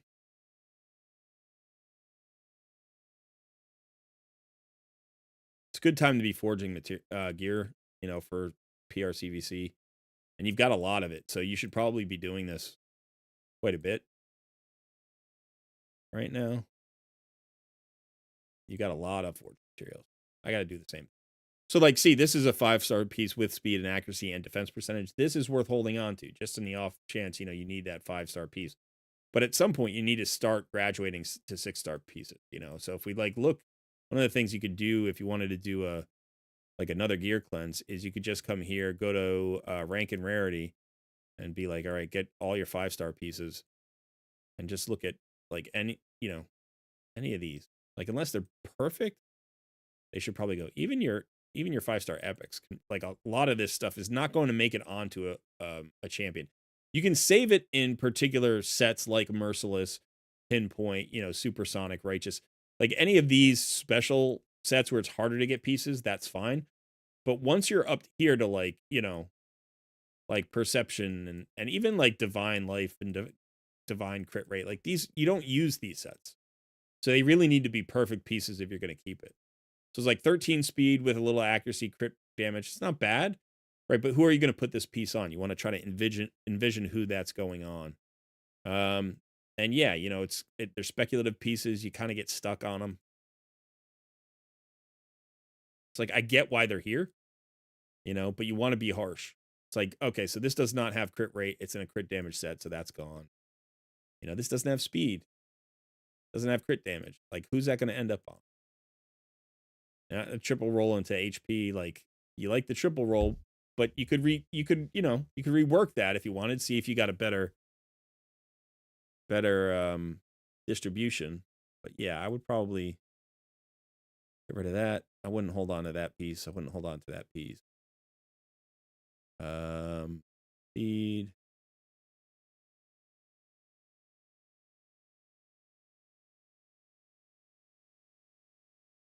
That can go.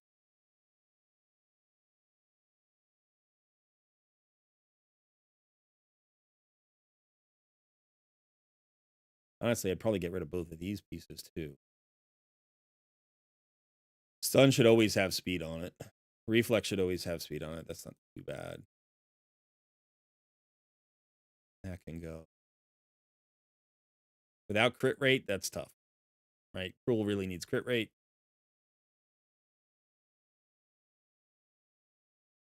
Yeah, I can go. That can go. Unless you want to reforge them. But again, 5-star pieces. 5-star pieces really need to be perfect.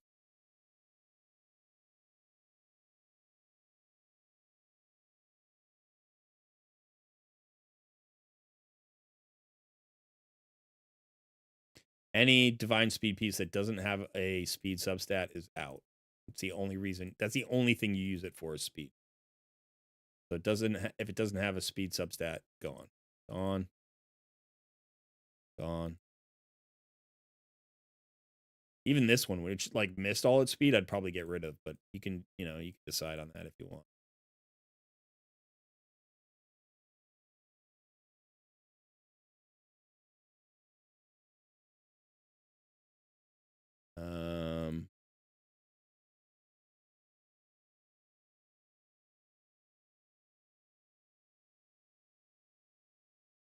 Yeah, I don't need to cleanse those for you. Okay. All right. Now we're just gonna do some good old. Just gonna forge some pieces. I'm just gonna forge some pieces. I'm just gonna see what happens. You need gear for your damage dealers. You need gear for a lot of people. And you have so many forged materials. That's a good thing. Go and use them.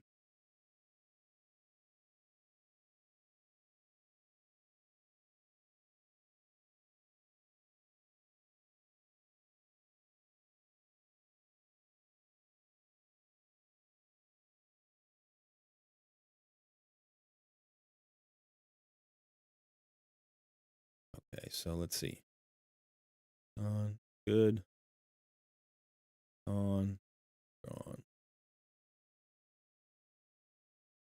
So again, for 6-star pieces, I only need speed, really, or accuracy, not both. For 5-star pieces, I need both. Like, this is kind of a weird piece. Like, do you hold on to this? It's got HP percentage, which is really nice. Crit damage with the crit rate. It's a 7% crit rate. So on this one, I might hold on to it just to see, especially since we're looking potentially for some damage dealers. That's a beautiful shield right there. That's pretty nice as well. And then the 5-stars, unless they have speed and accuracy. So that one, get rid of them. Again, this has accuracy. It doesn't have speed. This would be okay for a bomb champion, maybe. That's nice. That's what we wanted. Finally got one. 5-star pieces need to be perfect.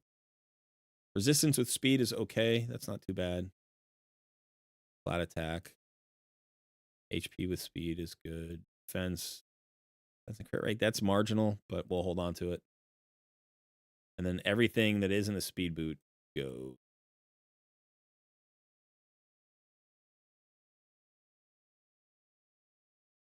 Okay. So I think we found. I don't know where your RTAC is again. I think we found a replacement for this piece.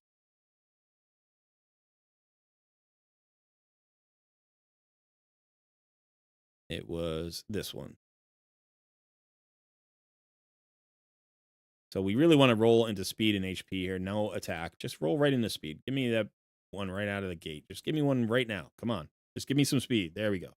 Now hit speed again. Hit speed again. There we go. That's beautiful. Crit rate is fine.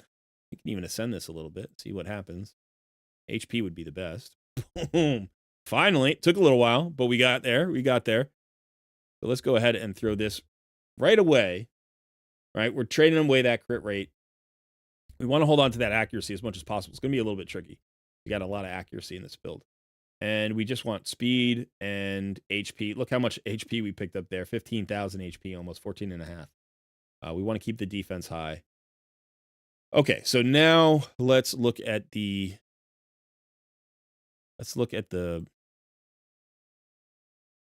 boots here. So we have regen. What are these? They have accuracy. Good. Okay, those are pretty solid. Let's see if there's anything in perception that would potentially replace that. Probably not. Okay. So we'll stick with the boots. Let's look at the chest piece. Has to be HP.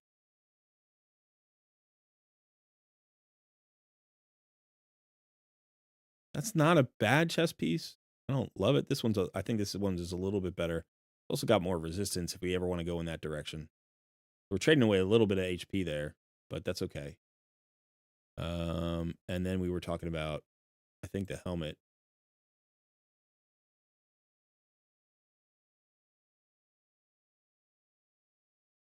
That's actually pretty. Perception. Which was the one we were thinking? This one, right? I would really like speed and accuracy.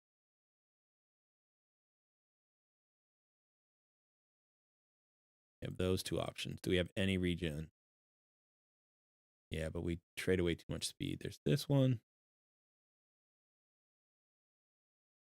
Hey, Roadblock. Good to see you, man. Hey, Sauce. Good to see you. Shouting out the cluster. I appreciate that. See what we do here, because this piece has potential.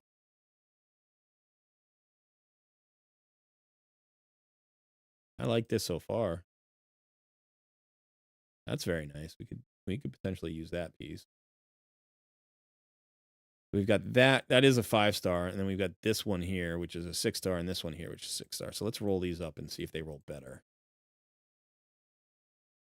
Crit damage is not great. We don't want that.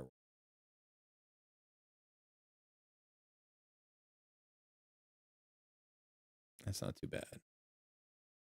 Roll this one.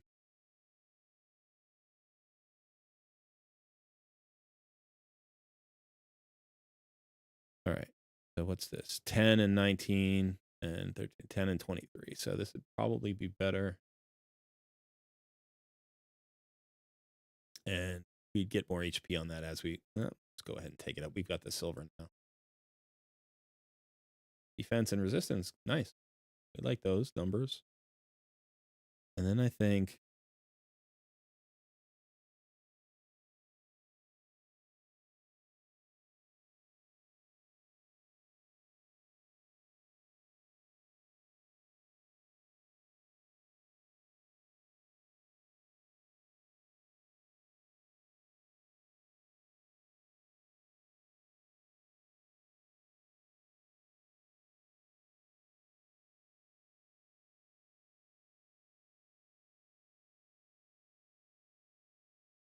it gets us to 219. We pick up HP and defense and speed. We lost a little bit of accuracy.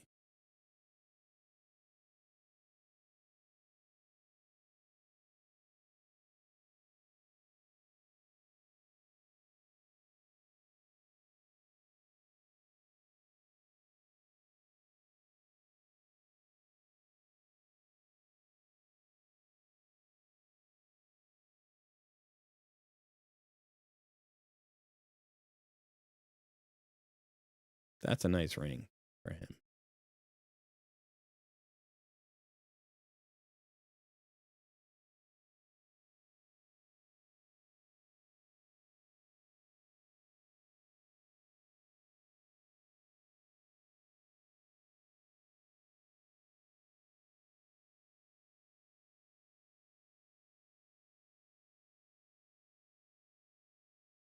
Hit speed. No, HP is good though. So let's do. All right. Defense or HP percentage, please. HP percentage is beautiful. But HP is not a waste, but I would have preferred. Yeah, that's good. That's very nice.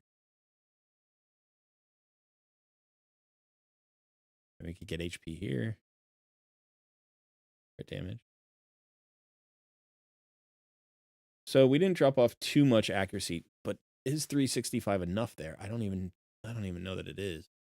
You can still glyph some. We have one.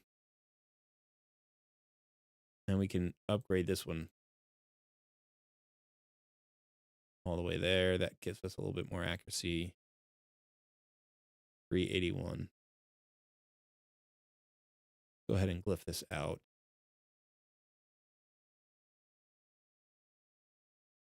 Ooh, we don't have any speed glyphs at all. Wow. We got, what was that, like four tiny speed glyphs.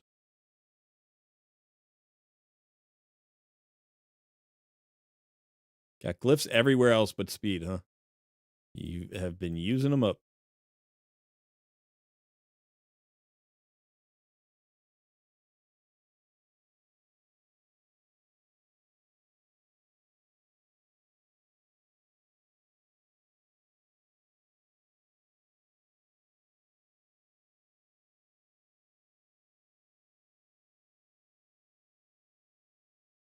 Yeah, if you get a triple roll on a piece that you just like want to try the rework right away, you just do it.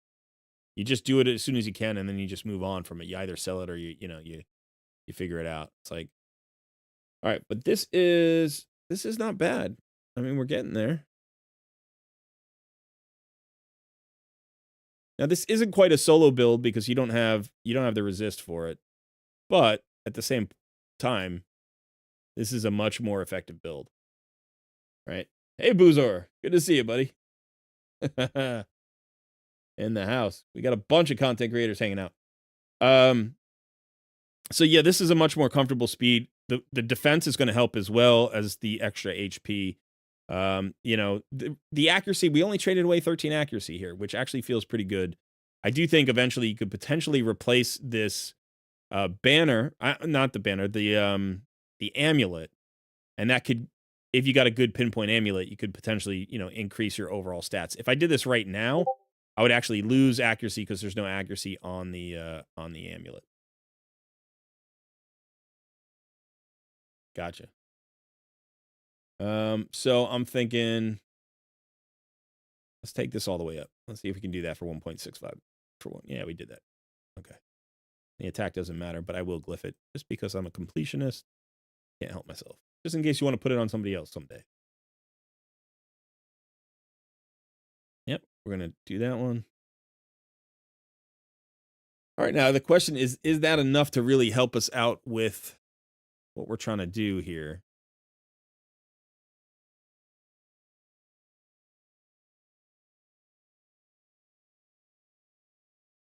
I don't know. I don't know that we have Amius right now. Like I just, we could rebuild champions all day to try to get to Amius. And again, if I'm looking at this, like you should probably, like you have all these Slayer pieces. You need to forge those, You need to forge the I'm sure you have all of these pieces. You need to forge all of these pieces, all of these instinct pieces, your lethal pieces, whatever. So if you have to get in there and do a real gear cleanse, get real vicious with your gear. I don't save life pieces. I just don't save life. Like if I were to go through this and I would think about like the different sets, I don't keep life. I don't keep crit rate. I don't keep accuracy. I don't keep resistance. I don't keep days. I don't really keep very much frost, very little frost. I don't really keep immunity, very little immunity. Only perfect shield pieces, Relentless for you, maybe you hold on to some marginal pieces there. Savage should be extremely good. Destroy should be extremely good. Stun should be perfect. Only perfect stun pieces. I don't keep provoke. I don't even bother with provoke, but if you're going to keep provoke, perfect pieces. Avenging should all be gone. You don't need these at all. Reflex should be very, very good or perfect. Curing, I don't keep any pieces, but if you do, they have to be perfect. Cruel should be perfect. Immortal should be perfect. Divine offense, I don't keep. But divine crit rate, I'll keep only perfect pieces here. Divine life, I don't keep any pieces. Divine speed, I'll keep good pieces or better, and they have to have speed substats. Swift parry is going to be, perfect pieces. Deflection, honestly, I don't know. Like, that's a interesting set. I don't really use it. Resilience, perfect pieces only. Perception at this point for you, I would say good or better, but we already talked about that, on how to do that. Fatal, perfect pieces only. Frostbite, perfect pieces only. Bloodthirst, perfect pieces only. Guardian, probably perfect pieces, or at least close to perfect pieces only. And then that leaves you a little bit more room in some of these other sets.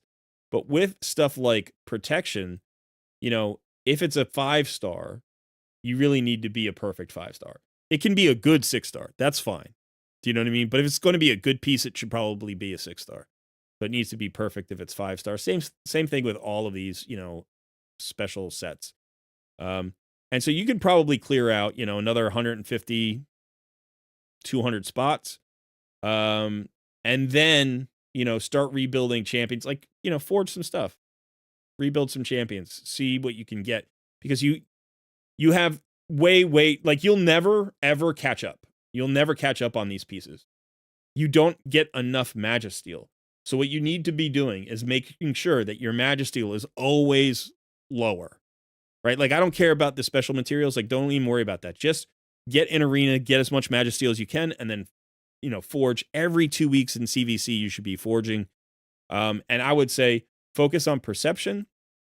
And then for these special, sets, figure out which ones are going to be the most valuable to you. So Slayer, absolutely. Slayer should get all of your rank charms, your mythical charms, all of your type charms, all of your substat charms. Go for specific pieces. Like, so what you might do is you might do something like this and just forge, say, 100 pieces. Like, do 10 pulls or something. That's going to be 5, get 100 pieces. You're going to keep most of it. Discard the really bad stuff. So like flat attack boots and stuff. Get rid of that. If you're going to reforge, you're not going to reforge boots or gauntlets or chest pieces. So get rid of the bad pieces there. Unless you really want to, like, try for triple rolls, quad rolls on those if you're desperate for those pieces, because we don't get a ton of Slayer. Like, I get it. You could do that. It's not a great use of ore. You typically want to use ore on the other ones, because the upper ones, the weapon, the helm, and the shield, what the main stat's going to be. So you're just re-rolling for substats. So you just have a better chance of getting a good piece. But if you're desperate, you can roll. Not for boots, never roll for boots, but you could roll for gauntlet or a chest piece if you really, really needed to, if you had a triple roll. But this gear all needs to be rolled. You need all of this. Like, you need to forge all of this, and you need to check it out, because this is the stuff that's going to allow you to kill Amius. Because if we're looking at Amius again, and like, I'm trying to put together a team here, but when we look at these champions, we're like, okay, and this is instinct. So this is not a bad set. But the more, like, you still have more instinct to forge, right? So think about, can I get out of crit rate gauntlets and into crit damage gauntlets and still hit my 100% crit rate? Can I push this from, 225 to 300 while simultaneously, so 222, while simultaneously getting this speed up to like 240, 250, 260? This is actually a decently built champion. This is not a bad champion. Like, it's not a bad build, right? But when you look at the overall stats, really, really high attack, which is nice. Low defense, okay HP for a nuker, okay speed for a nuker, not great crit damage for, like, one of your hardest hitting champions. And it's like, it's all right. It's all right. But this is like your best build, and you have this crazy roster. You have this crazy huge roster, and now it's about getting the gear onto the right champions. So, the other thing here is souls, right? Who do you have souls on? You don't really have a lot of stars on hard-hitting damage dealers. So you might want to, say, okay, I'm going to focus on somebody in the shop. Let's actually go here. Let's see, what your soul collection looks like. Can you start awakening? You have a Gintoro. What kind of soul? He's got a 6-star soul. So that would just be a champion I would build. I would build Gintoro, get the 6-star soul on him. He will be your best damage dealer as soon as you build him. Like, as soon as you build him, he will be the best damage dealer on your account. Your best nuker. Stultus already has a 2-star soul, I think.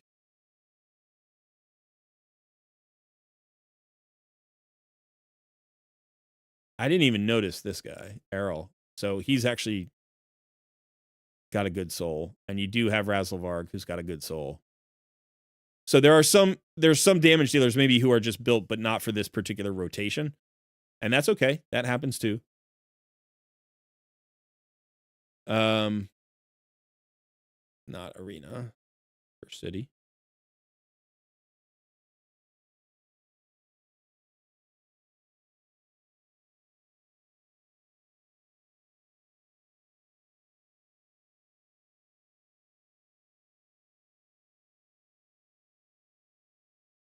Yeah, I think I would definitely build Gintoro. I don't think Gintoro gets in here to this rotation, but I think either Inithway or Ethos or Quintus, like these need to be better builds for this particular content. Speed is so important as you progress into the end game. Like, these are all really nice mid-game builds. They're great mid-game builds. Even that it's like, okay, this is a little bit weaker. This is a little bit weaker because the crit damage isn't even topping 200 here, and you're still running at 174. So this is like an early mid-game build. Whereas this is more like a late mid-game build. This is not bad. This is not a bad build. 222, 7k attack, 223 speed. It's a good late mid-game build. But you're past that point now. So I think you need to focus on rolling up that gear and concentrating it on, the champions you're going to use. What about Baron here? Same thing. Pretty good late mid-game build, right? 234 crit damage. That's respectable. Right? That's respectable. 182 speed is respectable. But this is something that, like, is not going to get you into the late game. It's not going to get you into the end game. So if we're looking at, let's get away from Amius for a second, because I don't think we're really going to solve that problem today. Without a lot more silver. Like, if we had 100 million silver, then yeah, then I'd take a swing at it. But let's look at the dungeons. Let's see where you stand on the dungeons. So let's start with Dragon's Lair. All right, 2 minutes 47 seconds. Not bad. That's not bad. Again, you're using this Stultus. Let's see, this Stultus was in a decent build. Yeah, and so this kind of makes sense, right? He's got your highest crit damage that we've seen, really good defense, good HP on your defensive base nuker, decent speed, not fast enough really, but it's close, right? And not bad when you're running on a team where you've got a lot of, support here, right? And he's perfect for Dragon. He is in fact the nuker you want in this fight. So the question becomes, what can you do to speed this run up a little bit? What can you do to, like, get through waves faster? I don't know about Rotos and Siffy here. Like, honestly, I guess we could look at them. He is a 6-star. He hits hard. So that's decent, right? What about Siffy? How fast is she? He's fast. Okay, so let's keep them in for the time being. What do we need mod here for? Probably nothing.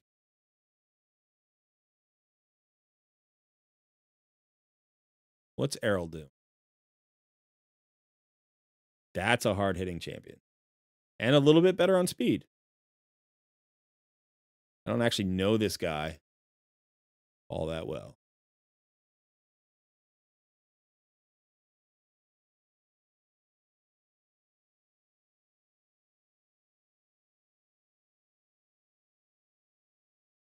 Let's see what this does.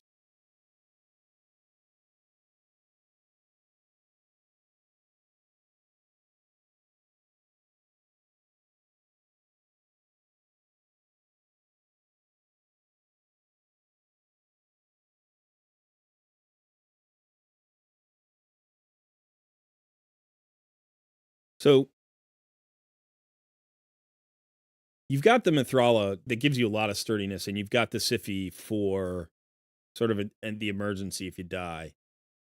You know, wave clear can be really nice here. You don't have a lot of debuffs, which is probably what's slowing you down, right? Like a faster way to get through this is to bring a Lydia in.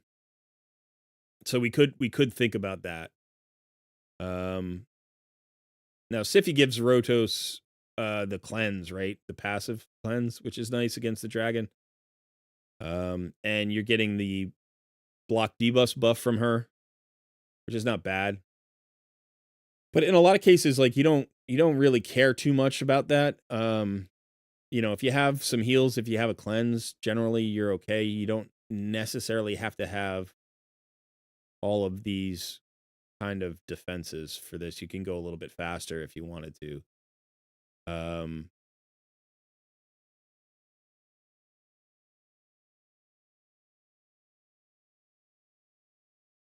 You could certainly go like a Lydia Seer route for the waves, and then Stultus and Rotos would kill the boss very fast, and then you could probably just use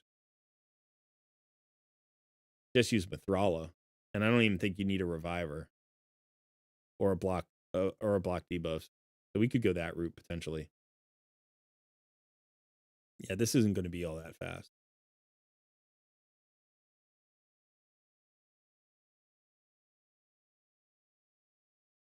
That reflect of those debuffs is nice though, isn't it? Took no damage there. Wow.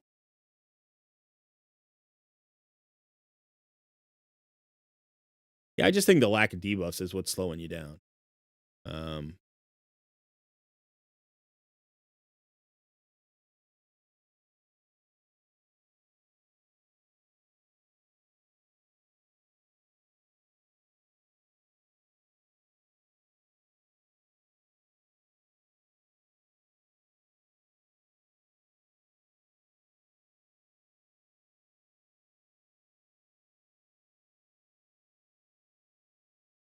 The Taragi promo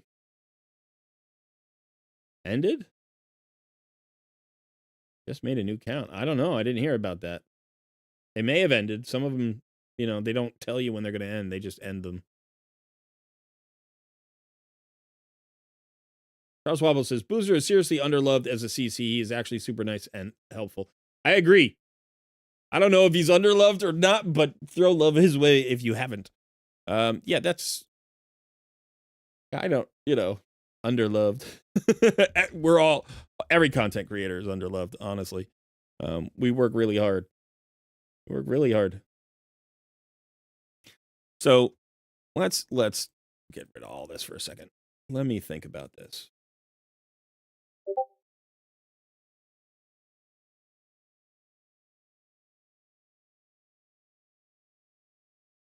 Yeah, we'll do Hodgepodge.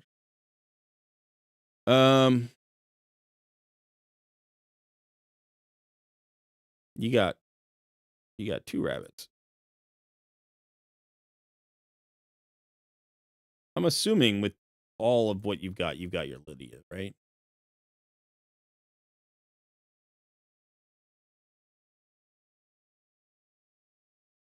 There she is. Okay.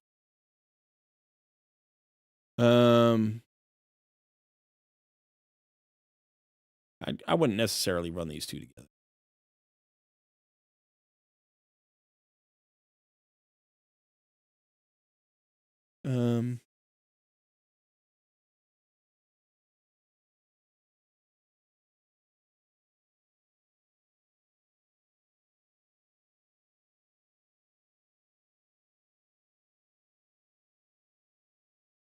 You have a seer built?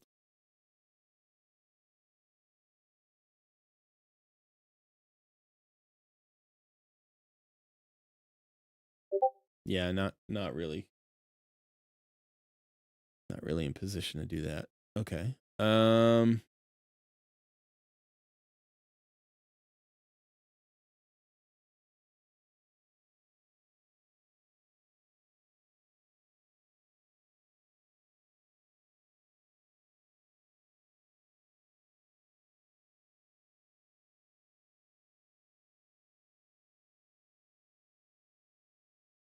Pretty sure Raka's in a good spot, right? We were just trying to use her before anyway. Yeah, she's in a good spot.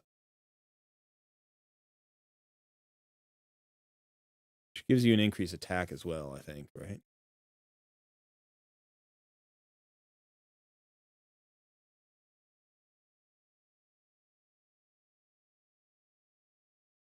I'm not sure who the best wave clearer is here. Maybe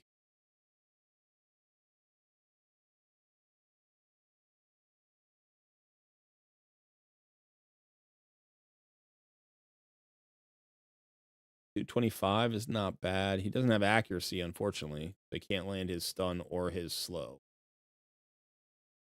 He has a decreased speed, and then he has a stun here. You want accuracy on him if you can get it.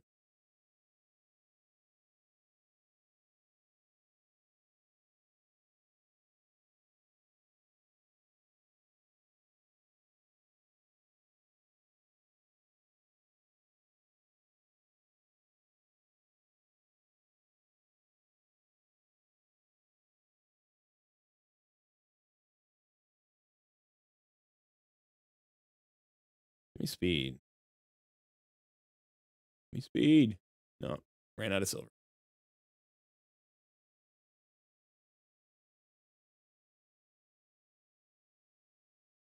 He's not 100% crit rate either, huh? Okay, so there's all sorts of issues there. What about Trunda? Trunda looks built pretty well. 274, 205 speed, potentially.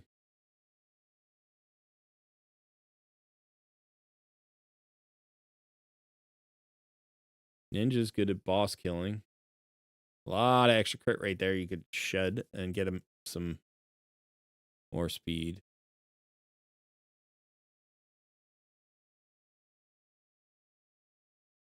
All right, so let's say we just stick with our damage dealers and see this gets the job done.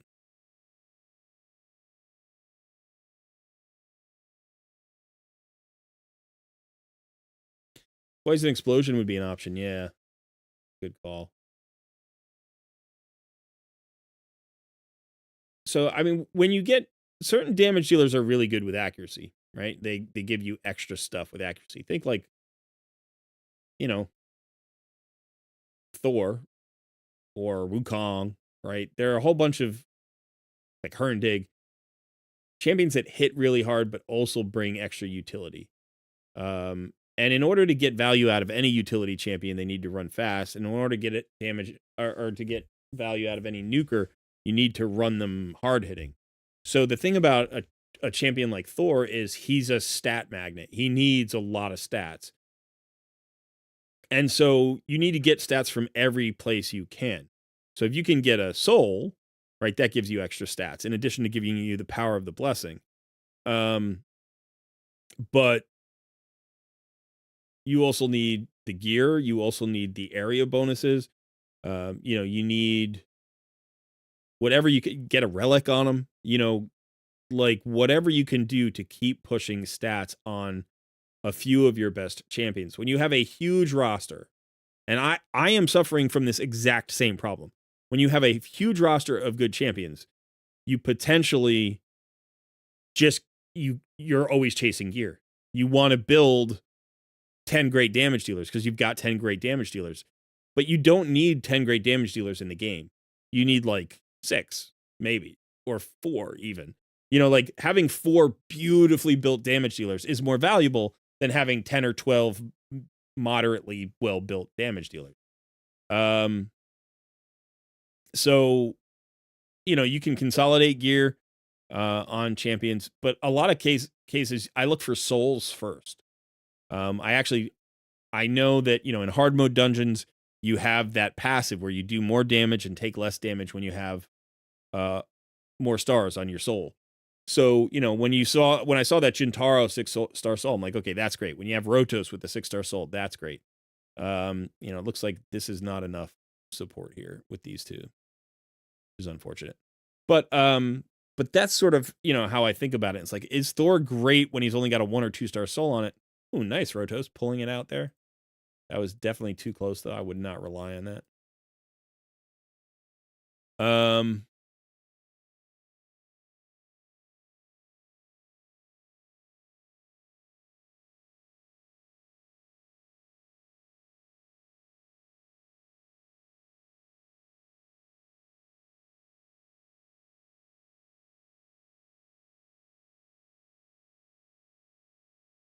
yeah, bring the Siffy back, right?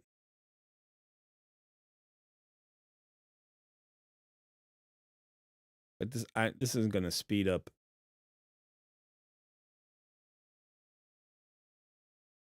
You know what? Let me look at Ruel for a second.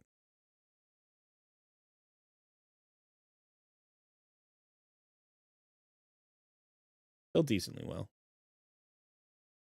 Again, 202 speed, a little bit low. Squishy, right? Low HP, low defense.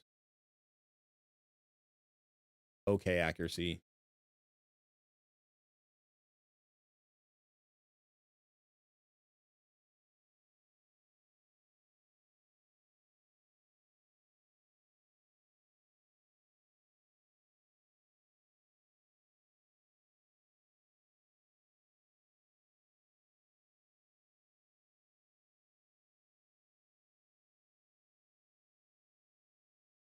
Yeah, I don't know.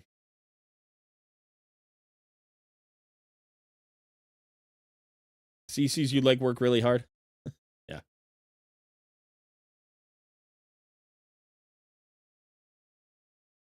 Yeah, somebody just said that roadblock. That we lost Taragi.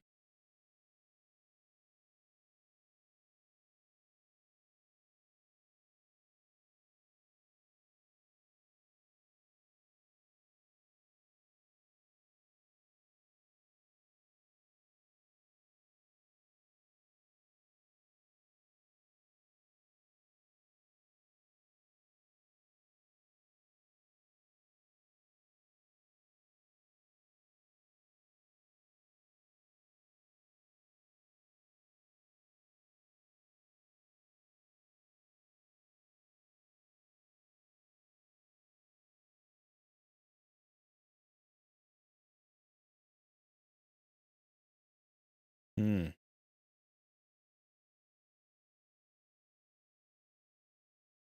Let's go entirely different route. Let's do this.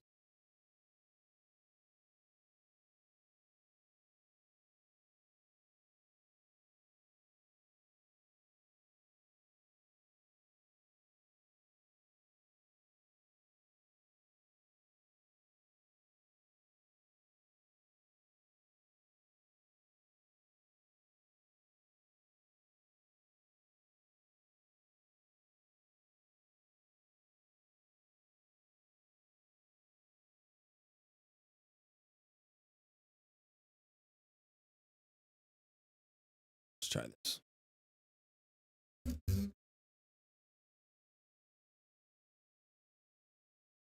Yeah, you just have such a huge roster. I think it's just your gear is lagging behind, and that's why you can't give up on that forge stuff. You got so many good forge materials, you got to start using them. You got to start committing to them and start, building these champions as best you can.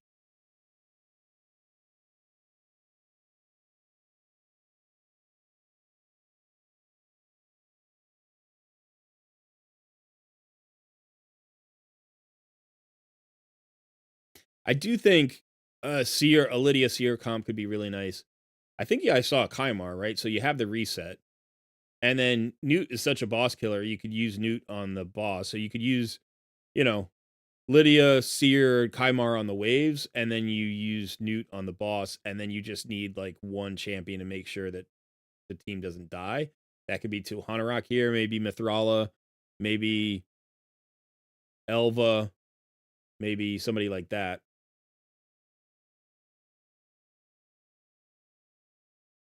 But this feels pretty comfortable with Tahana Rock here and Mithrala supporting. The great thing about Corvus is that not only will he help you clear waves surprisingly fast, he's not. I mean, again, we talked about poison explosion. Like you could pair him with a poison exploder if you wanted to clear faster. Um, so we could potentially get Razzlevarg out of here and maybe put Corvus as your lead. he's going to give you an increased defense, which is also going to help Newt's damage and everybody's survivability. You will run slower, obviously. But see, just Newt doing that to the boss is like so nice. Right? So yeah, I mean the 2.5 minute mark where you're at is like that's about what I expect to see unless you're running something like a poison explosion or a seer comp.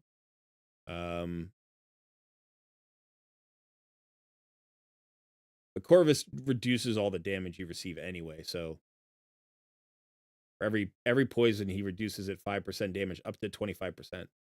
A really nice passive, and it works really well in Dragon especially.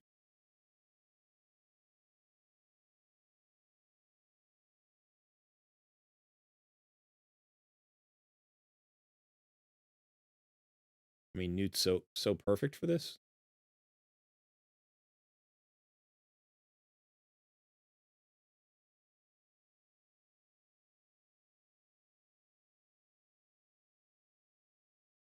So, we're floating between 228 and 240. Like, that's about where you were anyway. I think you were at like 230 something, 238. I think one of our teams shaved off a few seconds. But this is where you get into the situation of, like I saw a comment in one of my videos recently where somebody was saying, I don't believe in good heroes, just good gear. And like I disagree to a certain extent, but I understand it. This is where like champions get better once you start to optimize them. Like you can't just build them well anymore. You have to push the limits of your account by really investing in just a few champions. Investing in the best champions that you can makes the most sense. So like Mikage should be one of your best built champions. Newt, despite the fact that he only has a 1-star soul or something, is so freaking crazy powerful that this guy should be built as well as you can possibly build him. He should have one of your best overall builds. Same thing with like a champion like Lysandra. If you're going to use her, you actually got to decently fast, but the lack of accuracy here impacts her kit because what she does is she could deplete the turn meter on the A2, and then she also decreases the turn meter on the A3. So if she doesn't have the accuracy, like she's got great speed, but if she doesn't have the accuracy, half of her kit is missing. So it's that kind of thing. It's like, why am I putting really good gear on her if it's not quite good enough to get me? Right? Like I'd rather get away from it. I'd rather get away from her and not even think about relying on her. If I can't have that full build at this point. I don't know. I feel like we're in a bit of a limbo here. I don't feel like I'm going to be able to do enough to really make a difference here. Well, let's just take a look at Spider. Let's just take a look at Spider to see how Spider's going. 44 seconds, 14 turns. Yeah. You're good there. Fire Knight.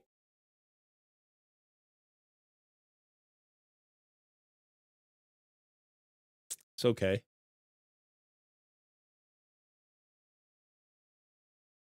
If you want to push here, I might take Stultus out. And I think I saw a Neldor. I thought I saw a built Neldor. Here he is. I might just do that, or you could even if you wanted to, you could do this.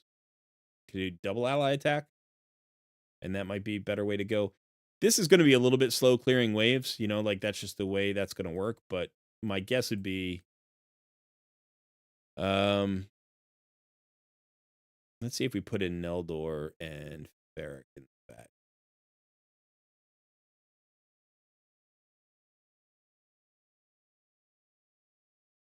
See how that does.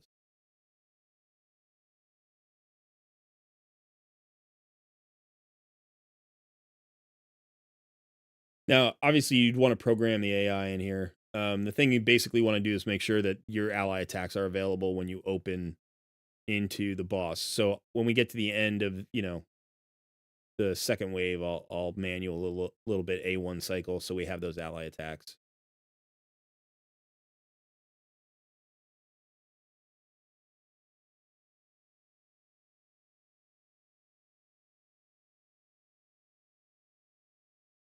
Lazar over Raz. Yeah, we don't. I don't think we need it. Like, would it be more consistent? Sure, but there's a point where you don't need any more consistency. Like, once you get to 100% consistency, you don't need it anymore. Now we could run into trouble, but I wanted to see, how we're doing here. It does look like we're not quite where we need to be. Lazar gives you that 100% crowd control, right? Which makes it easier. You could also use your Carl. Yeah, so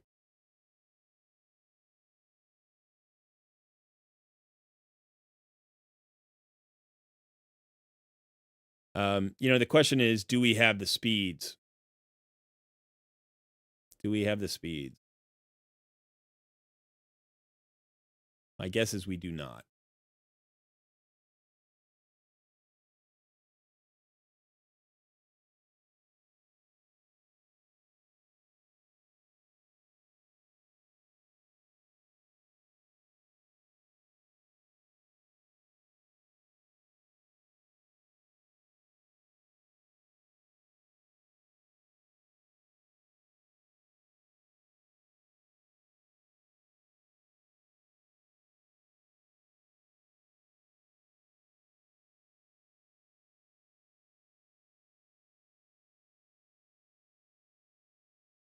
$268, $350, $45.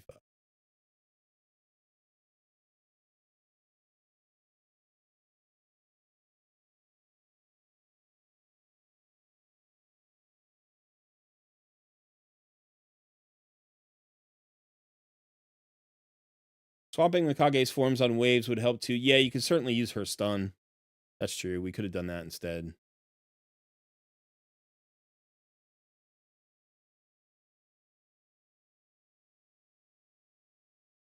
We're not really having trouble with the waves right now. In terms of damage, I mean. We did because we weren't really going fast enough for slowing them. And that's why I was looking at Astrid, because Astrid puts out an AoE slow. Plus she gives an increased speed buff.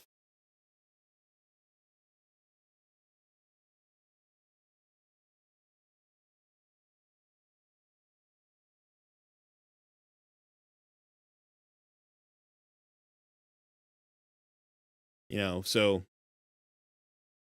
we have the slow from Neldor, but it's, I think it's on a 4-turn cooldown.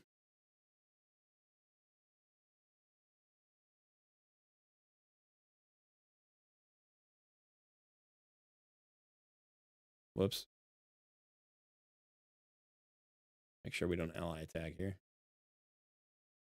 Okay. So this should be, yeah. Do we want the triple hit? Or do we want the increased speed? That is the question, isn't it? Go with the triple hit.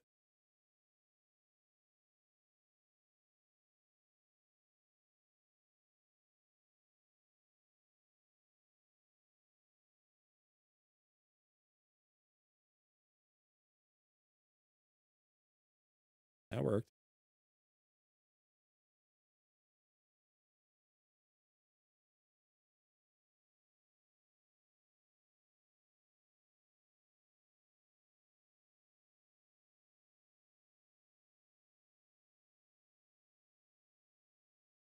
We probably want to place that decrease attack.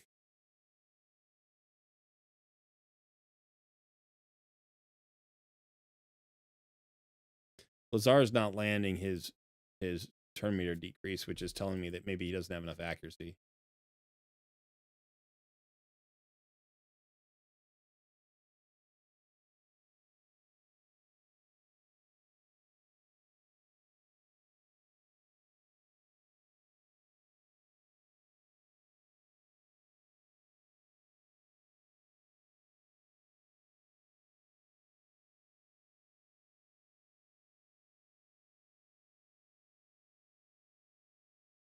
I probably should have used his quad hit. I didn't think of that. I should have used the A2.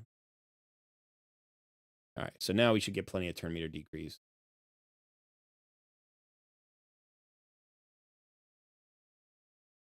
And now we just need... Okay, he did land some of it there.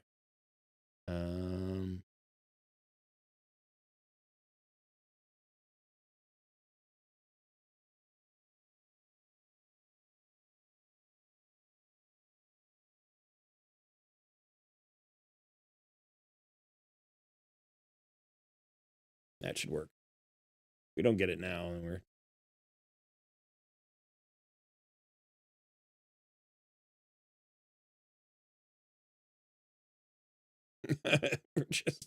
we used all our non-freezing abilities. And there, we finally used some freezing abilities. We barely got any turn meter decrease.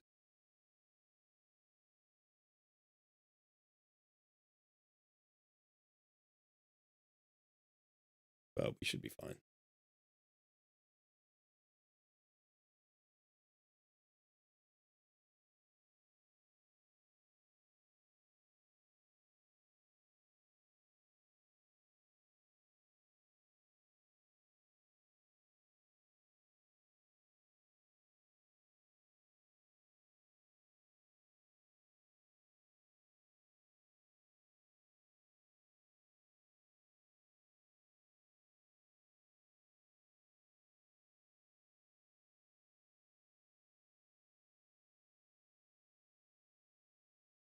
Yeah, I definitely think you could put together 10 different teams for this. You could use Razzlevarg or not use Razzlevarg. You could use Blizzard, you could use Ukarl. You could use, you can find a bunch of different ways to get this team maxed out. Right? I do think Neldor is perfect for this fight. Let's look at your Neldor. I don't know how he's built.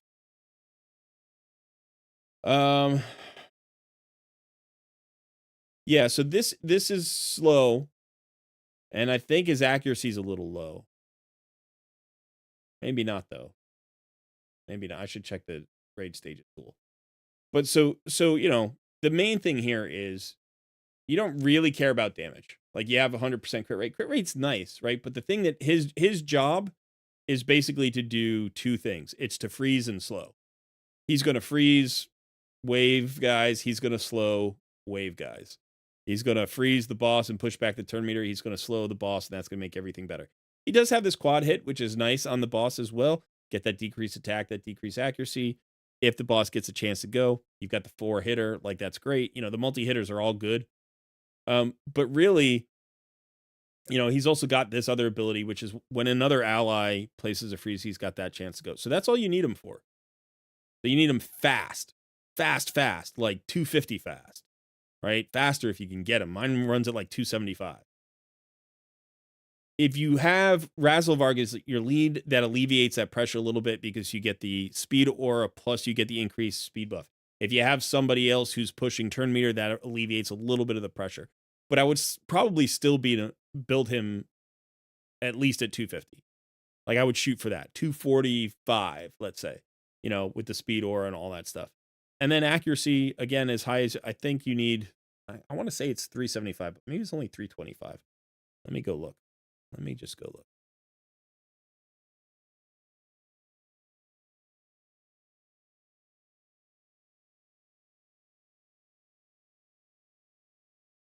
All right, so let's go to raid stages tool.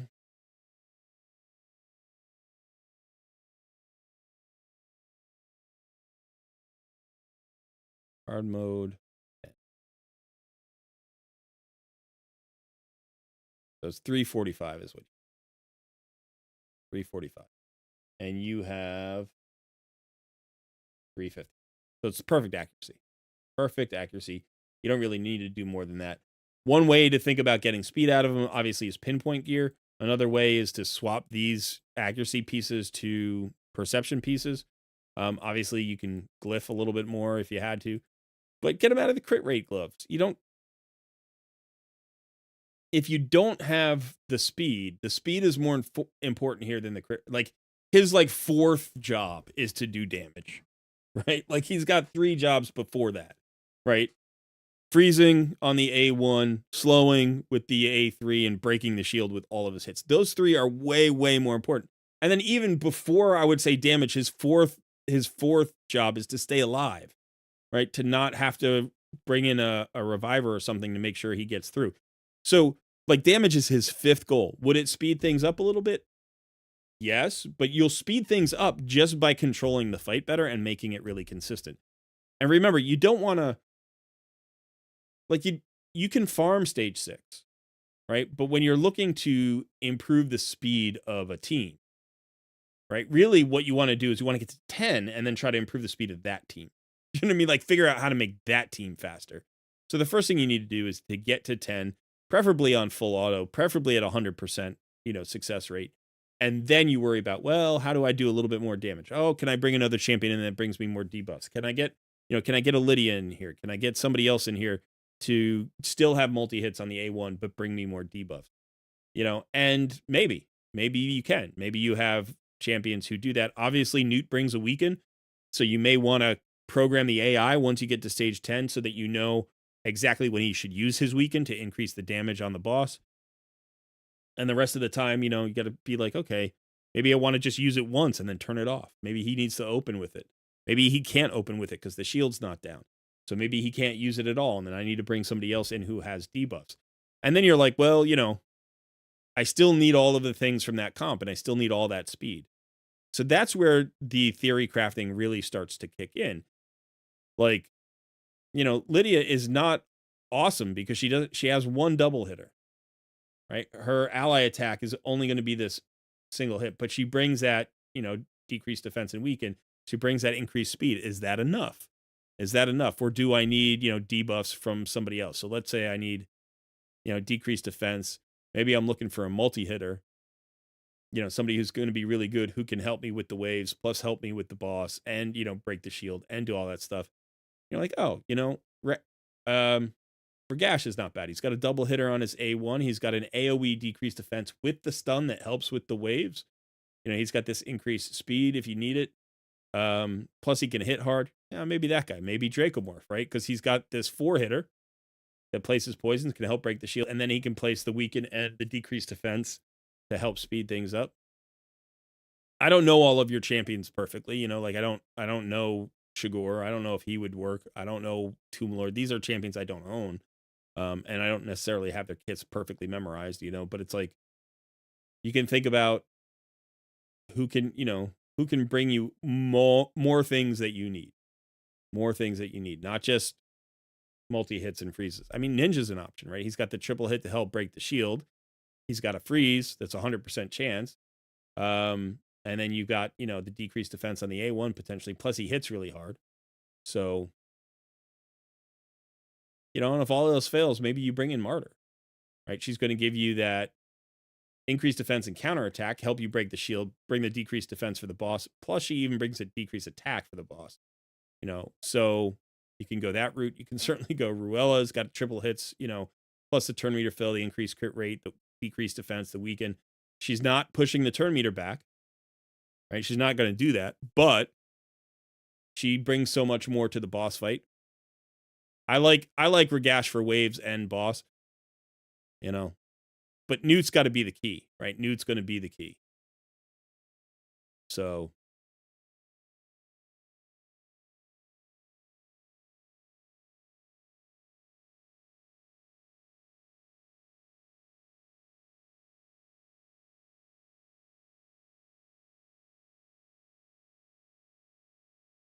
yeah. Again, Gentoro, is somebody I would consider. He's got that decreased defense and weaken. Will attack 5 times instead of 1 on every 4th use of the skill against the same target in 1 round. I don't know that he's going to be ever for Fire Knight, but you could certainly consider him for other things. Yeah. Yeah, it's a bit of a tough takeover, honestly. So I would say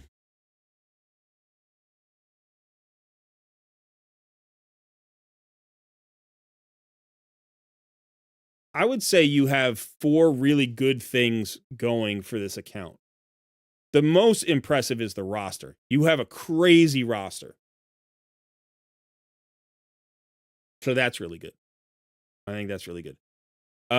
The second thing is that you know how to build champions. You actually don't have any really poorly built champions. You're struggling with gear. That doesn't mean you're not building them the right way. Like every champion has been built for their primary role for the most part, right? But now you're getting to the point where like you need to optimize beyond that. So a couple of things I would say is one, crit rate gauntlets are just sort of a mid-game build.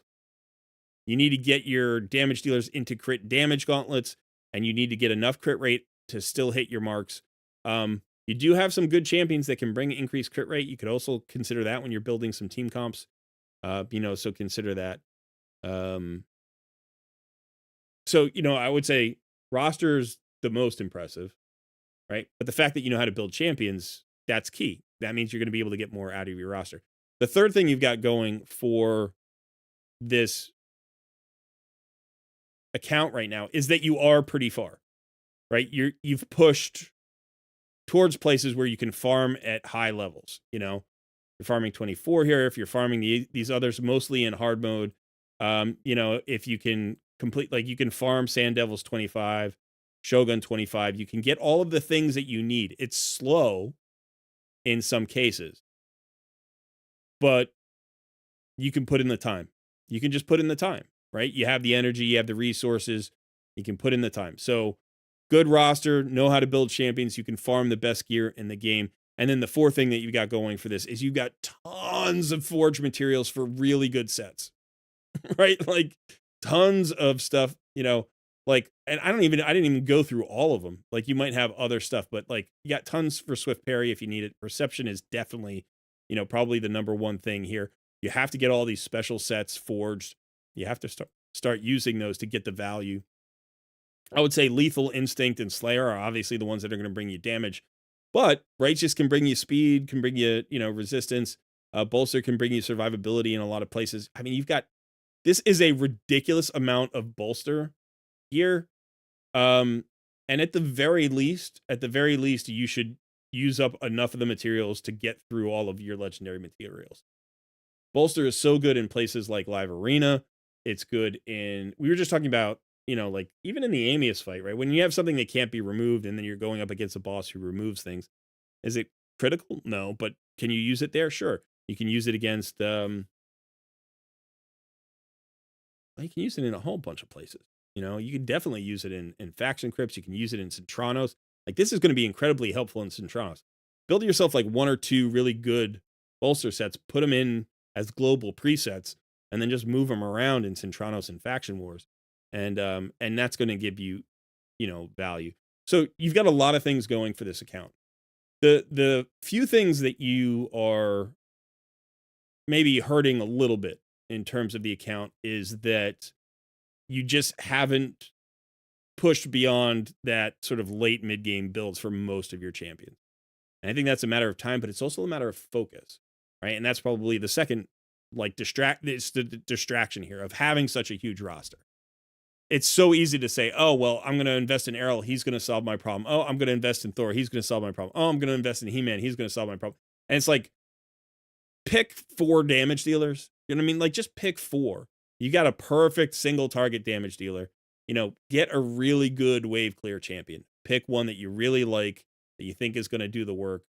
Invest in him. You know what I mean? Invest in your seer probably for wave clear. Somebody like that. Or a single target boss killer. Like Phoenix can be insanely good. You know what I mean? Like, but the problem is you've got just too many. And if you consolidated the gear, my guess is you have enough gear currently to build like 4 or 5 damage dealers just to God tier. And again, I think the other thing that you're really lacking here is just overall speed. You have some champions that are very fast, but your damage dealers are not fast. And if your damage dealers are not fast, first of all, they should be a little bit faster. But if they're not fast, you have to get speed into the comp. You have to get speed into the comp. And one of the best PvE champions, I think, in the game is Yostrid. Right? She does so much. First of all, you have her running decently fast, pretty good accuracy for any PvE content. Maybe not for the highest stuff. She gives you that increased attack, which is going to boost the damage on your attack-based damage dealers. She's giving you an increased speed buff, that huge turn meter fill, the turn meter decrease, the decreased speed on the enemies. Like, this is a kind of champion that I live with in PvE content, you know. Like, unless I can do the Seer comp, right? If I can do Lydia Seer, I do Lydia Seer. For you, if you have Kymar, it's Lydia Seer Kymar, right? Like, you just get the speed tune it, get them where you need them to be. They clear the first 2 waves, and now you're looking for boss killers or survivability or both, right? So that means Newt and Duchess, you know, or Newt and Siphi. And it's like, that's all you need. You like, you know, Lydia setup, Seer nuke. Kymar reset, Lydia setup, Seer nuke. Boss fight, Newt does the damage, Siphi keeps him alive. That's a really simple formula, but it works really well. So, you know, it doesn't have to be Siphi, it could be Arbiter. It doesn't have to be Arbiter, it could be Duchess. Like, you have options. You have really nice options there. You know, it could certainly be Raka too. She's good enough for that role. If she's built well, you know, but then you're like looking at your Siphi and you're like, look at the defense, right? 3,900 defense, 84,000 HP, and 367 speed. And then I look at Raka and I'm like, Raka's not bad. Not bad, but she's not where Siphi is, right? She's not quite where Siphi is. Actually, the HP is. Wow, the HP is really nice on Raka. Defense is a little bit lower at 3K, you know. Speed is a little bit lower at 298. Resistance, not really on either one of them. But again, maybe what you can do here is, like, you know, you can consolidate these 2 pieces, right? You've got protection and protection. You steal this 6-piece protection, right? She's running decently fast. Maybe you get that onto Siphi, and maybe you don't run her at 367. Maybe you run her at 337. But that's going to conquer the PvE world for you. Now, if you're running her in live arena and you don't want to do that, that's fair. I understand that. But the idea is here to consolidate a little bit. You have so many good champions, you probably just have gear everywhere. So wait for a free gear, you know, free gear removal weekend, and then just go to town. Just start stripping gear off. Everybody who doesn't get used a lot, just strip their gear. You know, if you need to save some presets for champions just to have an idea of what was on them, do that. Like, just go through like the top 100 champions, save a preset for each, then strip the gear off of all of them, and then pick 20 to rebuild. And yes, it's a nightmare. It's a nightmare to think about it. It's like so overwhelming emotionally. But honestly, you don't have to do it all at once. You could do it piecemeal if you needed to. You know, you just come down here and you're like, all right, I got 2 Trundas. Let's strip the gear off of one of them, you know, and start building the other. Or whatever. Yeah. So I think that's it for today. It's a fun account, Hodgepodge. It really is. You've got a lot of champions I would love to have. You've got Kymar, one of my most desired champions. You have Lysandra, who I've wanted for years and years and years. You know, you've got a Warlord who I don't have. You've got a Siphi who I don't have. You know, you've got some really cool. I mean, you've got Stultus, who's really fun. You've got that Chintoro, who, you know, is awesome. Like, this is a great account, and I'm sure that you can conquer 100% of the content and do really, really well. I don't know how much you focus on Iron Twins. I would say it looks like you've used your keys for today. So keep focusing on Iron Twins and, you know, pull souls during 2 times events and try to find souls for your really good champions. And even like 1 more star sometimes matters, you know. I would say, like, don't be afraid to sell some of these souls, like a Stultus soul, when you already have a better Stultus soul, even though you might have a second Stultus. Like, either, you know, the reason is, honestly, you have to buy some 5 and 6 star souls. You have to find ways to actually get enough essences here to buy your way into some 5 and 6 star souls. You're not always going to pull what you need. So, you know, don't be afraid to sell your duplicates or your low stars or whatever to do that. Okay. I think we're done. I think we are done for the day with that one. It's more of a coaching session, Alex D. Yeah. You're building your Lysandra right now. What's the favorite build? I've never pulled the Lysandra on any account. I've always wanted to. I would probably go pinpoint at this point. I would probably go like 9-piece pinpoint. Honestly, I would probably do 9-piece pinpoint. But if you don't have that, you can certainly go perception, or feral would work too. Feral's nice. I think pinpoint's better, but I think feral's nice. Not in general. I think the intercept is more valuable for her than the block debuff. I think. See you, Darn. You just pulled Lysandra and have a 6-star soul for her, but I don't know what I'd use her for. I already have good speed boosters. She is beautiful wave control. She's great for arena, really. Lysandra is... So, first of all, she's great for PvE. People don't think about her in PvE. She's high elves? Or is she sacred order? She's high elf, right? Yeah, that's what I thought. She's got this aura, which is insane. This is so good. This is the best speed aura in the game, probably. I mean, I think there's a mythical who's got a 25% speed aura. Maybe it's Lazarius. Does Lazarius have 25% speed aura?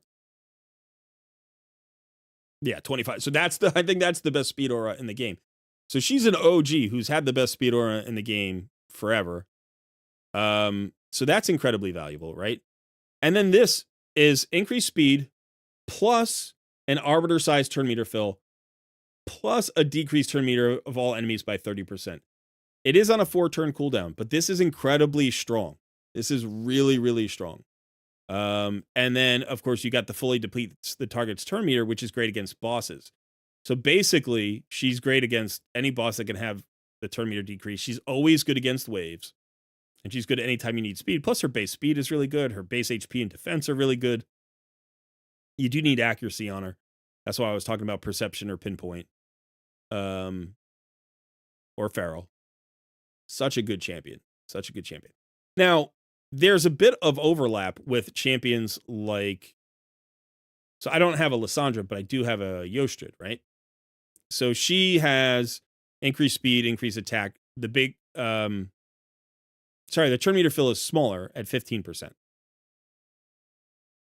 Then she has a decreased speed, which Lysandra does not have. And a weaken, which Lysandra does not have. And a decreased turn meter, which is small. So, in terms of turn meter control, Estrid's not as good. But she does have that decreased speed and that weaken out there, which gives you more debuffs when you need them. Right? Plus, she's got these heals on her passive. Plus, she's got the sleep on the A1. Now her arena battle's better than Lysandra's, but it's not as good outside, right? Because it's not an all-battle aura. She's a little bit faster at 115. You can build her really fast. Also good HP, also good defense. So there's a lot of similarities here, but they're different enough, But if you have a Yostrid and you've already got her built, then maybe Lysandra's not what you need, But she's really good. Using her against Dark Fae makes Dark Fae a piece of cake. She's basically God tier in Doom Tower. She's God tier in Centranos. I'm talking about Lysandra now. God tier in Arena still. Live Arena, 3v3 Arena, Classic Arena, Siege. So I probably wouldn't use her in a place like Dragon. I might not use her in a place like... I might use... what? Actually, you could use Lysandra instead of somebody like Yostrid in Ice Golem, where you don't want that weaken. When you potentially don't want the weaken against the boss. It's nice to have the weaken against the waves, but you could get a lot of turn meter control here, and just keep depleting the boss's turn meter, and the boss will never get a turn other than his slams. So she could be really good there. You could certainly use her against Spider, right? Not Spider hard mode, but Spider normal. Yeah, she's usable in 75-80% of content, and just so good. So good. Astra does hit harder, yes. How do you know what role a champ that can fill multiple has to do for you? How would you decide that? So, yeah, that's a good question. And so let's say, we have a champion like Alexander here who actually can hit decently hard. Like, he's an attack-based nuker. He actually has the nuker stats, right? But he also has this decreased defense. He's got the conditional weaken. He's got the buff strips. He's got the freeze. Now, this is not a champion you would probably invest too heavily in, unless you happen to have the 6-star soul like some people do. But the question is, what's his primary role now, right? Is he a nuker or is he a debuffer? And if you're trying to do both, how do you do that? Another champion that a lot of people have that they have this question with is Wukong. This is sort of the classic problem that everybody has with Wukong, right? Which is if you want to use him as a buff strip and place that block buffs debuff, right? Then that potentially takes away from his nuke capacity. So what I would say is this. If you want to run a hybrid champion like Sun Wukong, a really good way to run that hybrid champion is in perception gear with damage stats. So attack percentage chest plate, crit damage gauntlets, 100% crit rate in perception. Right? So instead of getting an extra ignore defense from like lethal or savage or whatever, you're getting 120 additional accuracy. You're getting 15% additional speed. You want your buff stripper to be running faster than your nukers, so you can run that. Pinpoint accessories or feral accessories, get a little bit more speed, get a little bit more accuracy, and you can kind of run him in that hybrid role. He'll still hit hard for you. He won't obliterate teams, but he will soften them up quite a bit, and if they're squishy, he might be able to nuke them out. He may not be able to buff strip high resistance champions, but usually you don't care about that too much. Usually you've got something else for those champions, right?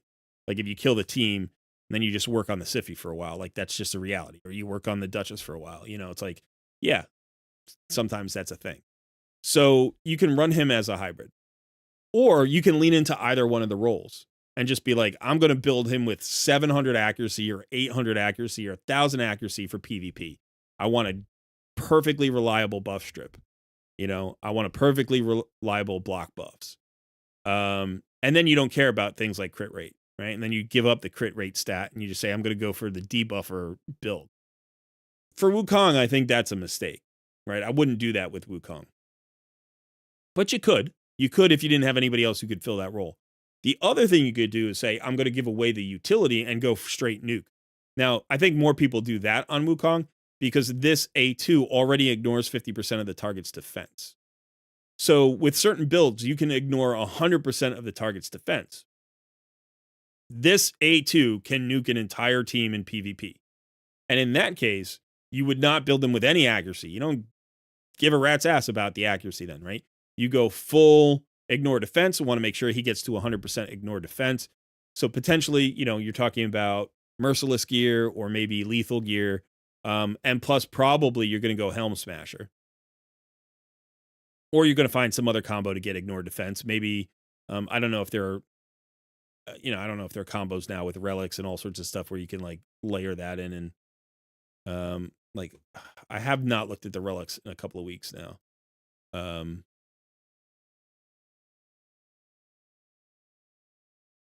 So there's something that's got ignore defense, all right?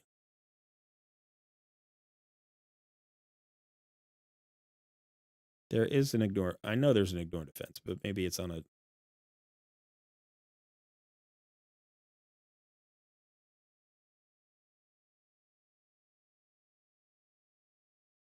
Where ignores 10% of the target's defense. Yes. When attacking enemies with higher max HP, and you can get that to 20%. So you can get 40% crit damage, 20% ignore defense. So if you got the 20% ignore defense plus the 50% from the A2, you're up to 70. Now you only need 30% ignore defense, which you can get from Merciless. Merciless gives you 35%, I think.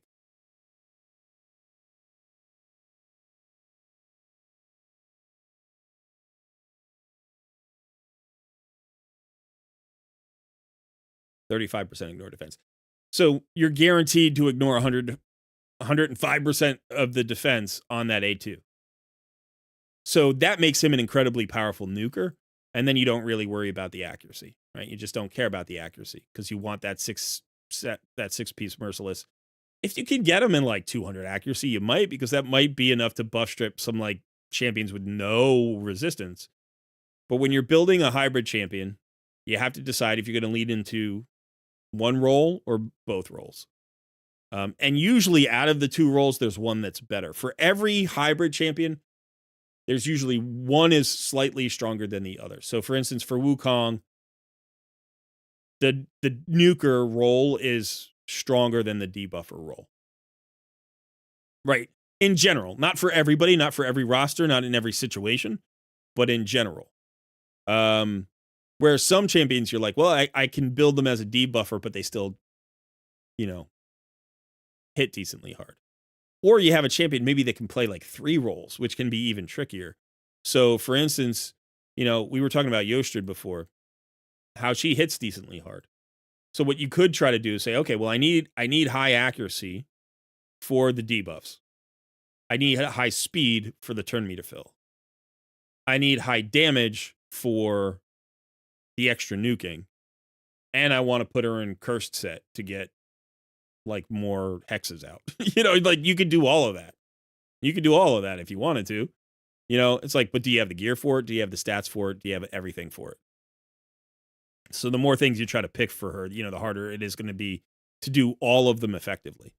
Whereas like, speed and accuracy aren't too hard to put together because of perception, feral, and pinpoint. They all lead in that direction. So I hope that answered your question. Probably more than you ever hoped for or wanted. But that's where we are.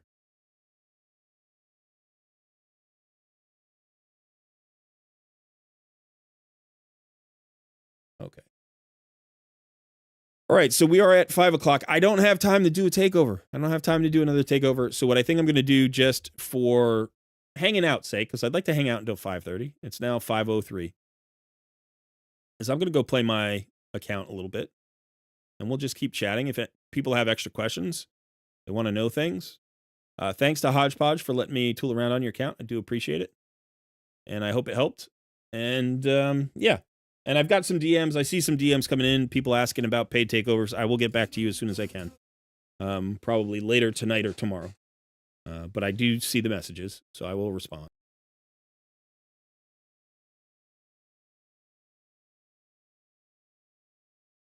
Can I show off the free-to-play? I'm going to be doing an update video on the free-to-play, so I don't want to show off the free-to-play too much right now. It's interesting what's happening on the free-to-play. And it's something that I've always believed to be true for free-to-play accounts, and it's stuff that I preach during my Takeover Tuesdays. But it's beginning to bear more fruit than I expected in this challenge. If you go and look at the leaderboards, I'm in 21st place, I believe, now. So I'm still climbing, and we're only a month in. I did not expect to climb a month in. Like, I thought for sure I was going to be floating around like 40. 45, like for the first month. And then the second month, I was going to be in the 30s. And then in the third month, I'd be in the 20s. That's what I thought it was going to look like. I'm already in 21st place. And what I've recognized about myself is just that I'm starting to put a few more hours in per day. So I was trying to stick between about 2.5 and 3 hours per day. And often it was getting up around 3 to 3.5. And now for like the last week, I've been floating around like 4 to 4.5 hours a day. And it's not perfectly efficient because I'm playing King Arthur and I'm playing my main account and I'm playing that account. So it's not like I'm always getting the maximum out of my playtime. But my playtime has increased a little bit. So I'm going to try to pull back a little bit.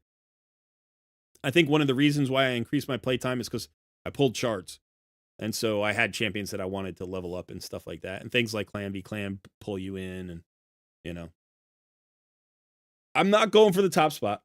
We'll see where I get. I think I'd like to be top 20. I'd like to be top 20. That would be cool. It may be that what's happened is people burst progress early, and a lot of them have kind of run out of momentum because you the resources that you get from the early game have kind of slowed down a little bit. And a lot of the progress is kind of like phantom progress. And what I mean by that is, like, let's say you go in a dungeon, you clear dragon to 20, right? You get points every time you clear a stage for the first time. So if I'm sitting around stage 13 and you're sitting at stage 20, you have a lead on me, but it's a temporary lead because I'm going to get to 20. Like, I'm not going to fall short of 20. Do you know what I mean? So if you're not pushing to 25, like, eventually I'll just catch you while you sit at 20. And a lot of people will probably do that. They'll sit at 20 because it's a good place to farm. There's not a lot of incentive to push past 25 until the very end. And so what may happen is there might be another burst at the end. And so what could happen is, now I'm at 21 and I could end up being, oh my gosh, I'm at 16, and then all of a sudden in the last 10 days, I'm going to fall from 16 to 35th. Like, that could definitely happen. I don't know that it will, but it's interesting to see that, that I'm whatever it is, 33 days in and closing the gap on the leaders a little bit. Any regrets on not doing the fusion? No regrets at all. In fact, I'm contemplating skipping the fusion on my main account as well. I think she's a good champion. I think she'd be fun to have on the main account. But honestly, what I was just talking about with, like, the trouble of, like, the difficulty of finding all the time to do all the things that I need to do for all 3 accounts, plus the YouTube channel, plus my family. I've been grinding since before Christmas. Did the fusion, did the Titan event, did the fusion, did the Titan event. I'm like, I think I just need to take a step back for February, because next month we're going to have the anniversary fusion, which I think is likely to be a very good champion. They usually are. And so I want to make sure that I can do that one. And I want to try to do that one on the free-to-play challenge account as well.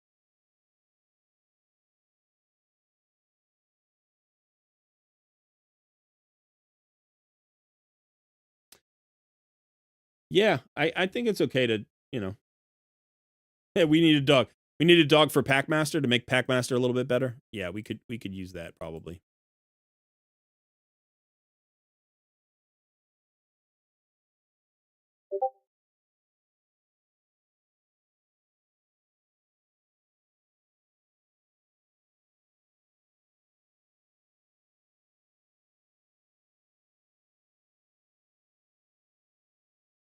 Wow, Hodgepodge, that was cool, man. Thank you. That was awesome. We got some nitro on the Discord. That's awesome. I appreciate that. I find that I really like the Takeover Tuesday live streams. I have fun doing them. It is a challenge right now finding, like, the time and the motivation to do a live stream on a regular basis. I kind of just feel like doing live streams whenever I want. Like, I kind of feel like, it's Thursday night at 10 p.m. I think I'll do a live stream. It's Saturday at 1 p.m. I think I'll do a live stream. It's, like, I feel like that a little bit. But one of the things that's hard about Tuesdays is we don't have any child support. Like, child support's a thing. We don't have any child care support. That's a different thing. So it's literally like I'm with my son for 6 hours, and then my wife comes home and I hand him to her, and I eat lunch and I go right to the live stream. And then as soon as the live stream's done, I go and play my accounts, and then I have to go get him into bed, and then I go eat dinner. And then finally at, like, 9 p.m., I can actually talk to my wife for an hour before she has to go to bed. So Tuesdays feel kind of tough, and I think it's just because of the live stream. Like, having I mean, I'd like to live stream for like 4 to 5 hours. I'm trying to condense it a little bit. So it can be tough. It can be tough. And the thing that always draws me back is just the conversations, talking to people and seeing people and saying hey, and trying to help people out with their accounts. So I do enjoy it. Like, I don't want it to sound like I don't enjoy it. I'm finding it a little bit trickier to fit in on a regular basis,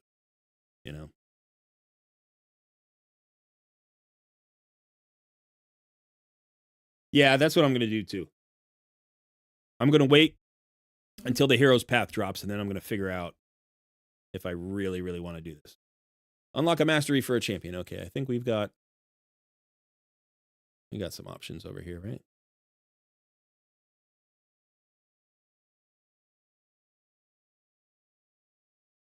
Cursed City. Let's go do some Cursed City. Actually, before we get there, let's go do. So these are the guys I'm running through right now. So you can see 4 of my new Hydra champions, right? And Newt. And that's all it is. It's just 4 Hydra champions and Newt. And unfortunately, Farrell, like, I 60'd him without even starting his masteries. Everybody else, luckily, has been, not luckily, intentionally has, not been maxed. I don't know why I did that with Farrell. Sometimes I think I'll take a champion and 6-star them for like a champion training event or something, and then I'll end up sticking them in the sparring pit, and I'll just forget about the fact that oh, they just get leveled up and now they're 60. I'm like, whatever. It's like, okay. I don't buy masteries with gems, although I'm tempted to as a content creator. But I've done it. I only did it once for like the first 3 years, and then as a content creator, I've done it like 3 more times just to try to get a particular video done. And I don't get enough gems for that. Like, I don't get enough gems because I don't get any content creator resources. I'm not in the program. And so it's actually hurt me a little bit doing that. But I would say, like, if you're buying masteries like 1 out of every 10 champions or something, that's probably not the worst thing in the world. Yes, it's not as efficient as running them through Minotaur, but sometimes you just want to get something done fast because you can get instantaneous progress. Or something like a CVC is going on and you're like, well, I can get CVC points for the gems, right? Like, I'm even getting value there. And then maybe I can max this champion out and run them in the event dungeon or run them in another thing that's going to get me points in CVC. So sometimes I do stuff like that. Where am I at with relics? Charles Wobbleaxe. Or Wable? Wobble? You wable and you wobble, but you don't fall down? That I'm on a roll today. Man, those are like 3 of the worst jokes that I've ever said on this channel. I said them all today. I don't know. I haven't really taken stock of my relic situation. I have some materials that need to be forged. I did forge last week, or 2 weeks ago, maybe a bit, and I did not hit. I was very unlucky on my forges. So yeah, I haven't really gotten into Chimera yet. I haven't had the time to sit down and really dig into it and find my team. So I'm only clearing like 5-ish tasks or whatever they're called, challenges. What are they called? Yeah.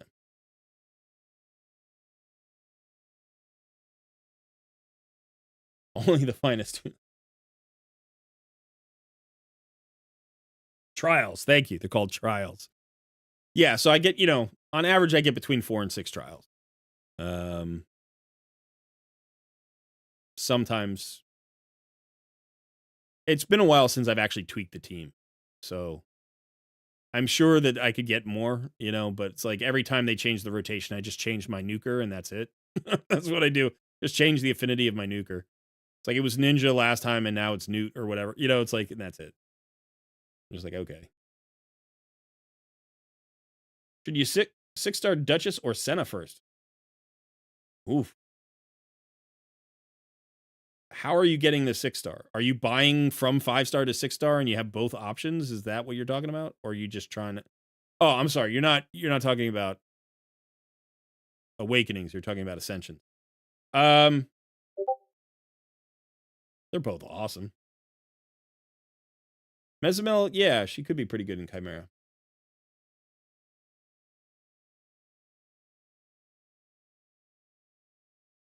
I think you don't need to run 5.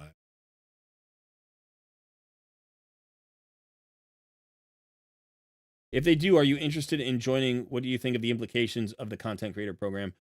For a long time, I mean, I applied 4 times. I really wanted into the content creator program because I thought that the best thing about the program would be the test server. I wanted to get on the test server. And they just never responded, and I've been like, all right, whatever. And I know, like Ash, I know specifically that Ash and Boozer have both reached out to Plarium and said, let's get this guy in the program. I know that Ash has done it more than once. I think Boozer has too. I know that other people have said that, and the fact that they're not responding does, bodes ill. Like they could find me pretty easily. But like I said, I applied 4 times. I thought recently about applying a 5th time. I did think about applying a 5th time. I haven't cared for like a year. I just gave up on it. I'm like, I don't need it. I don't need it.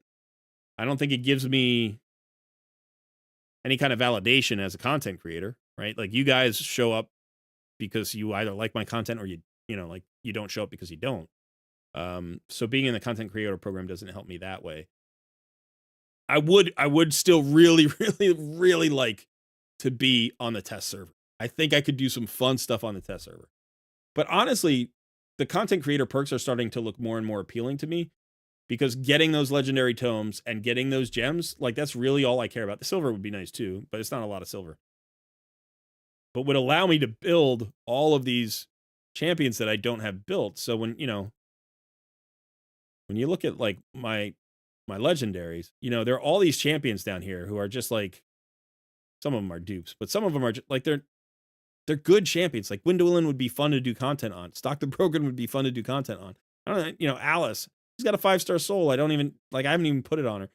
And it's because I just don't have the books. I just don't have the materials. I don't have the gems to buy their masteries. I don't have the books to book them out, And so, and then there's all of the epics. Forget about the legendaries. What about all the epics? It's like, there's so many good epics that I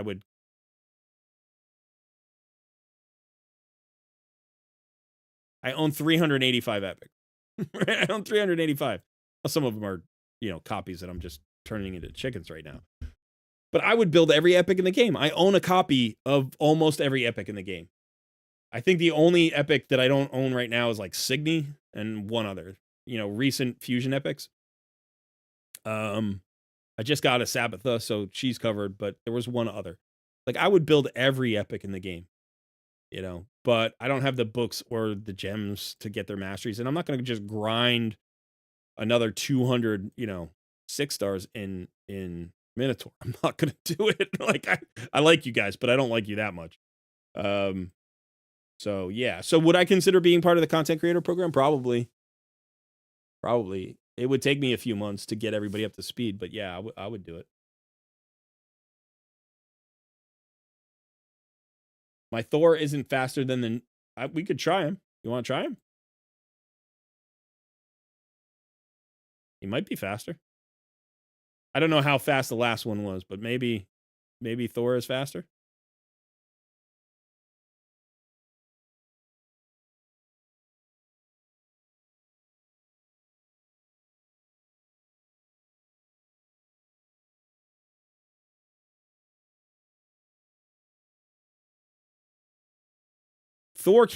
I don't know if Thor can solo this fight.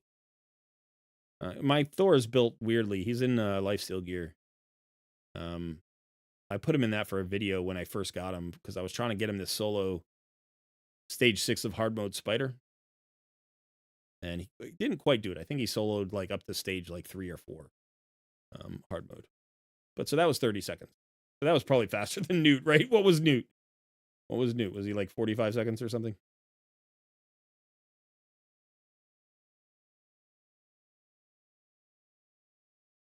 Cursed City. That's where I need to go.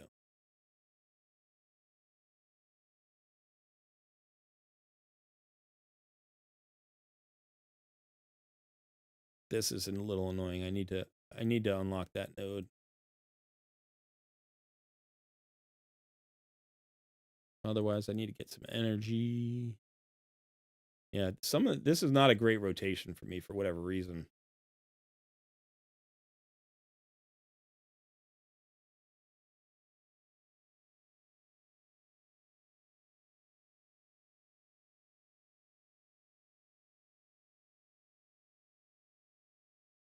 I would like them to do both to Minnow. I would like it to go to level 20, and I would like them to add super raids to it. the fact that they haven't done either one tells you what they think about it. Like, they don't want us to have a more efficient way to get to masteries. Like, they gave us as much efficiency as they were willing to give us, and they don't want to give us any more. You know, because they believe that's a thing people spend money on. And I kind of get that, honestly. I'm like, yeah. It's like, imagine if you do either one, right? If you make it more efficient, right? It's already pretty efficient. I think you save roughly somewhere in the vicinity of like 140 to 150 gems per champion. Instead of buying, like if you buy it for 800 gems, and instead you run Minotaur, and you use all the gems for energy, I think you save it's around 150, something like 150 gems, 140 gems. So you gave us much more efficiency, everybody would just start doing it, right? Like if you took it to stage 20, let's say, you know, and now we could do it in like 580 gems or whatever. Now everybody's saving 220 gems per champion. Everybody's going to want to do that. And then I think the second thing is, you know, if you gave us, like, if you buy masteries, the reason you buy masteries, knowing that Minotaur is already more efficient, the reason you buy is because of the time, right? Because it takes too much time. And so if you cut that time in half, now people aren't going to use their gems on masteries. You know what I mean? So either way, it's going to be less likely that people use their gems on masteries. But I think that's a good thing. I just think you should do it. Like, just do it anyway. Like, or, you know what you could do if you want? Like, just make it a little bit more efficient and then lower the gem cost. Like, instead of 800 gems for scrolls, make it 650 gems for scrolls. You're like, oh, well, people will complain because for years they had to buy it for 800. Nobody will complain. Some people will complain. Horrible people will complain. Like, yeah, I get it. It's like the conditions of the game have changed. You don't, like, not everything has to stay exactly the way it was before because people will get mad about it. Like, make it better. Make it better for the player base and we'll be happier.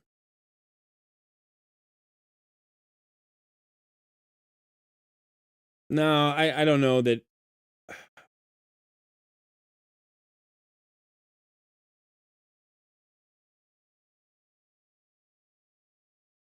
You think, like, if you make it more gem efficient, that means people can spend more gems on ancient shards, meaning they'll buy fewer packs.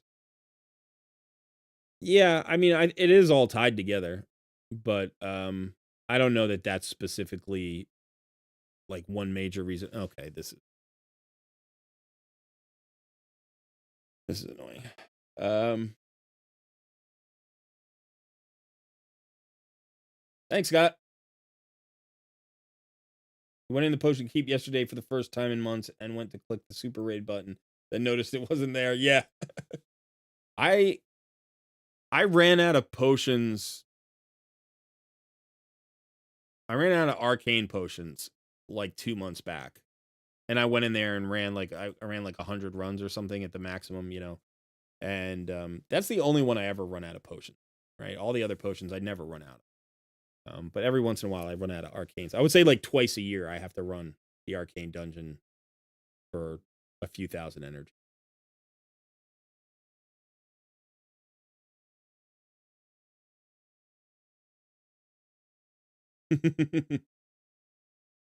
You'll buy more masters.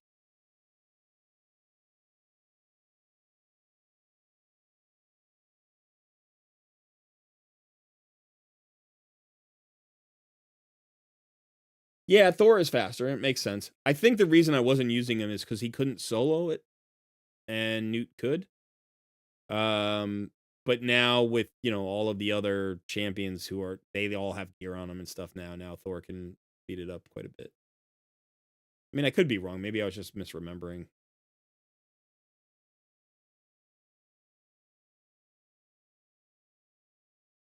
Let's get another poll. I've got some questions I want to ask you guys. Regear my Thor? You know how many champions I have to regear right now?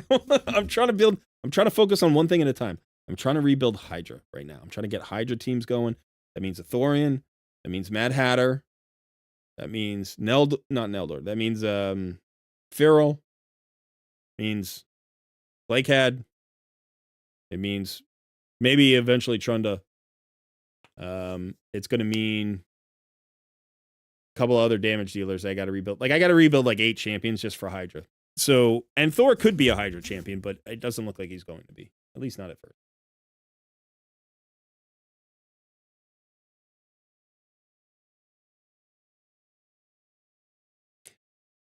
Yeah, if you spend 900 gems and energy, you're likely to get some ancients from dungeons, assuming that you're running dungeons you wouldn't run otherwise, right?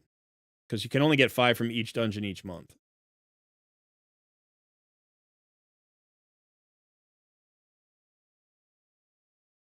This is weird.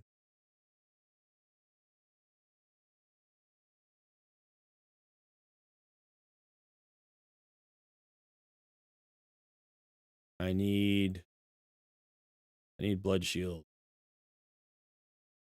stuff. 1, 2, 3.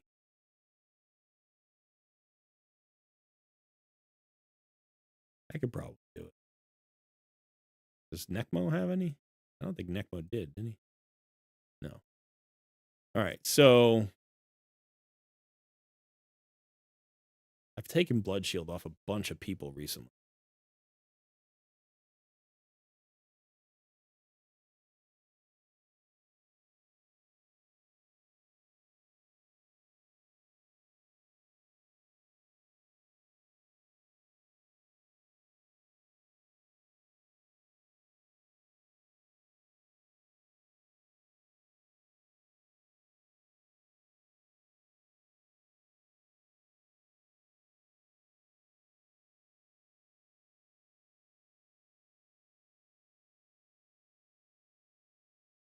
I don't know. This might work.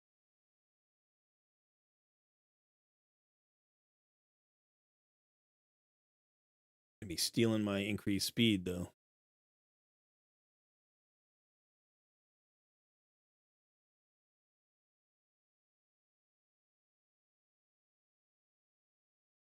Meta Mage might be able to solo, honestly.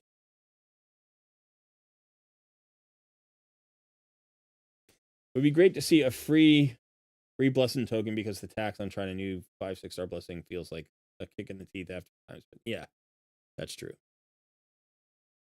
I think the same is true for remastering. Like I think you should just like you get one free remastery, and I think you should get one like a month at least. Like you could just make it free to redo masteries. Like it feels like that would just be better for the game and better for people in general. Like to have to pay gems to remaster is a pain in the butt. And all it does is stop us from remastering. It doesn't make us spend more. Right? It just makes us not want to remaster. So we try to get it perfect the first time, and if it doesn't work, we get one chance to fix it, and then we're like, like I can count the number of times I've used a third mastery setup on a champion on my account on one hand. Like in 4 years, I've done it. I've probably done it once a year.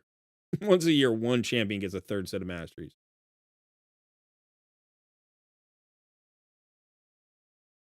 He's getting the. All right, this is awful. Forget this. I'm not gonna watch that.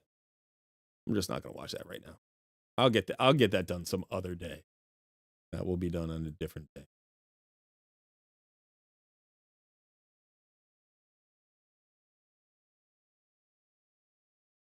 This is kind of fun. Any fight that Nair Gigante Archer is in is fun for me. She just crushes everything. She just crushes everything. It's silly.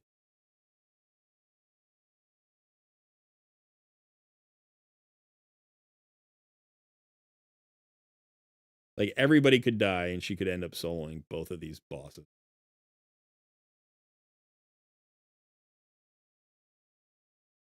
Maybe not. Maybe nobody else is gonna die. She's insanely strong. I think there's an argument to be made for her being the strongest non-void legendary in the game, who's not also like maybe like a faction unity champion, right? Just a regular non-void legendary. But she's exclusive, so she's not regular, right? She is not. But like if you could say, all right, I'll let you start with any legendary in the game at all, like as a promo code, which champion would you want? I honestly might just take her. I might take her like more than Yumiko, more than like a Crizia, more than even Newt, you know, like if I could just have one legendary from the get-go, it'd probably be it.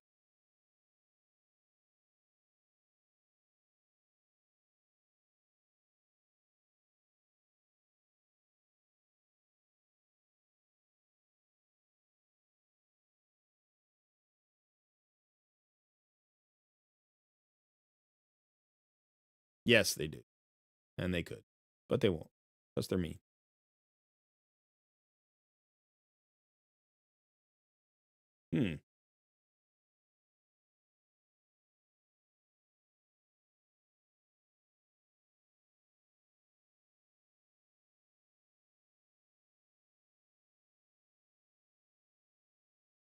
You'd pick Marius for sure? Yeah, he's pretty good too.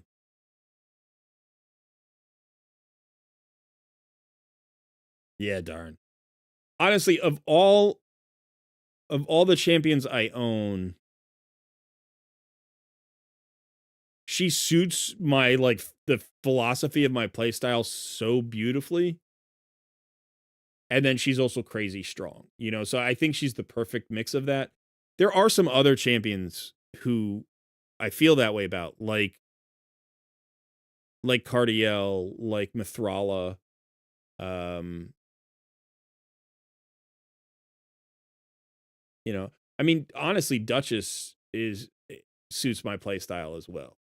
So there definitely are some really good other options. Freya, I love Freya. Dude, she's such a good champion. She's kind of a ridiculously good champion. But pretty much all of the champions I would start with are supports. You know, I wouldn't start with a damage dealer. Like, you could give me any damage dealer in the game, I probably wouldn't start with it. You know, I would say, no, give me a support that can do something everywhere. And she's good really everywhere. But she doesn't speed a whole lot up, you know? You can solo like 90% of the game. Another one would be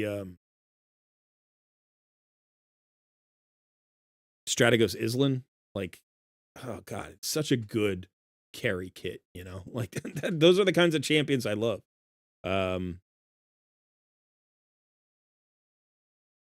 So yeah, I mean, there might be better champions, but I don't know that there'd be a better champion for me. You know what I mean? Like, I don't know that there would be a champion that I would do more work with than Nair Gigante Archer. Helicath. Oh my god, I love Helicath. Yeah, he's one of my favorite all-time champions. And that's a champion I need to like go revisit and rebuild and get back into more stuff, because I used to use him everywhere I could, and he's kind of fallen out of things for me, and I've just never put him back in. And I would like to. I would like to, because he's so freaking good. Such a great kit. He's got such a good kit. Islan was your first fusion. Wow. Nice.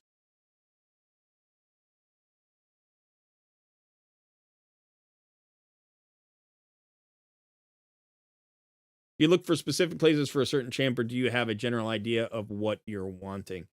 If you're talking about like when I'm pulling for champions, like when I'm pulling shards, there are specific things I want that I lack in my roster. The biggest one is a reset champion. I don't have a very good reset champion. My best ones are both rares, right? I have Renegade and I have Painkeeper. So if I could pull a Kaimar or Yumiko, or what's the other? Is it Feedy now? Feedy is a reset champion. There is a new reset champion.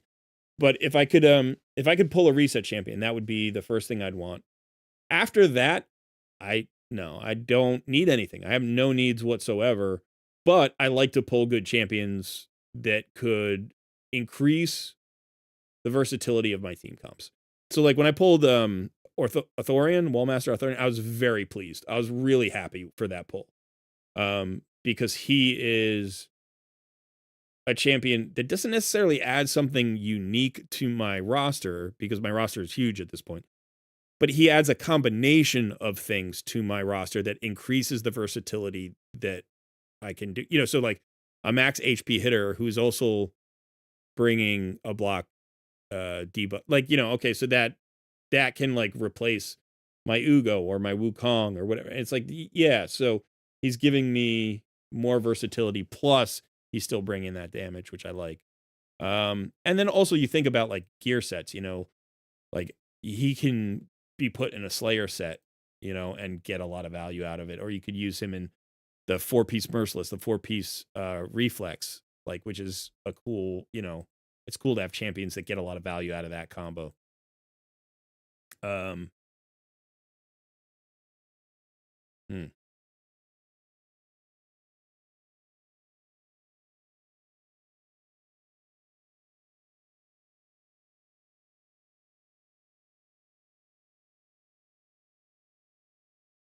So yeah, it is Feedy, right? Yeah, or Feidi, depending on how you say it, whether you're German or English.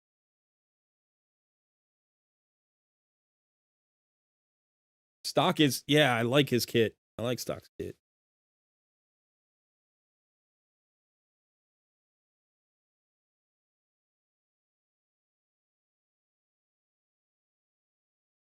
I want the Queen of Hearts. She is cool. I like her kit too. I really like her kit.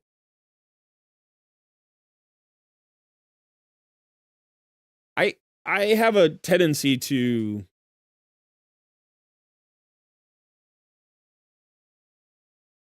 I don't know what you would call it. I kind of fall in love with certain champions. You know, I'll get a champion and I'll just enjoy that champion so much, and it'll work so perfectly with my play style or um my roster at the time that I get them, that I just want to keep using that champion. And you know, sometimes they fall out a little bit as your roster grows. Like every champion that you had on your roster gets used a little bit less, right? Like if you had 50 champions on your roster and now you have 100 champions on your roster, you're probably on average you're using those original 50 half the time, right? That you were. Although there's still ones that you prioritize. Um, but so it's, you know, sometimes people are like, oh, you know, I'll have a successful pull. Like I remember pulling Feral, and a bunch of people in the Discord being like, wow, that is a massive pull for you. He's awesome. You're gonna do so much in Hydra. And I like wasn't focused on Hydra. And I didn't build the guy for a really long time. And it's not that he's a bad champion. It's not even that he doesn't have a kit that I like. It's just literally that my focus in the game wasn't in the location where he shines the brightest. Do you know what I mean? So I was like, I was not super excited about him. I didn't really think about how to use him that much, and he just kind of sat there for a while. And then recently I started building him not even that long ago. Like I said, I think I just threw him in the sparring pit and he just leveled up to 60. I was like, well, all right, whatever. But I did it more because I was like, I know this guy's a good champ and I need more 60s and I need, you know, champion training points, and he's going to be good in Hydra, and I'm going to eventually want to get back to Hydra. And now I'm finally using him, but I'm still not stoked about him. I'm not like, yeah, Feral, which I'm sure some people are, you know, but then, you know, I pull a Thorion and I'm like, yes. And I don't, you know, so it's like sometimes you just kind of, you get a connection to a certain champion or a certain kit, or even, you know, it could be the skin. It could just be the way champions look. Like I'll be perfectly honest about this. I think this is awesome.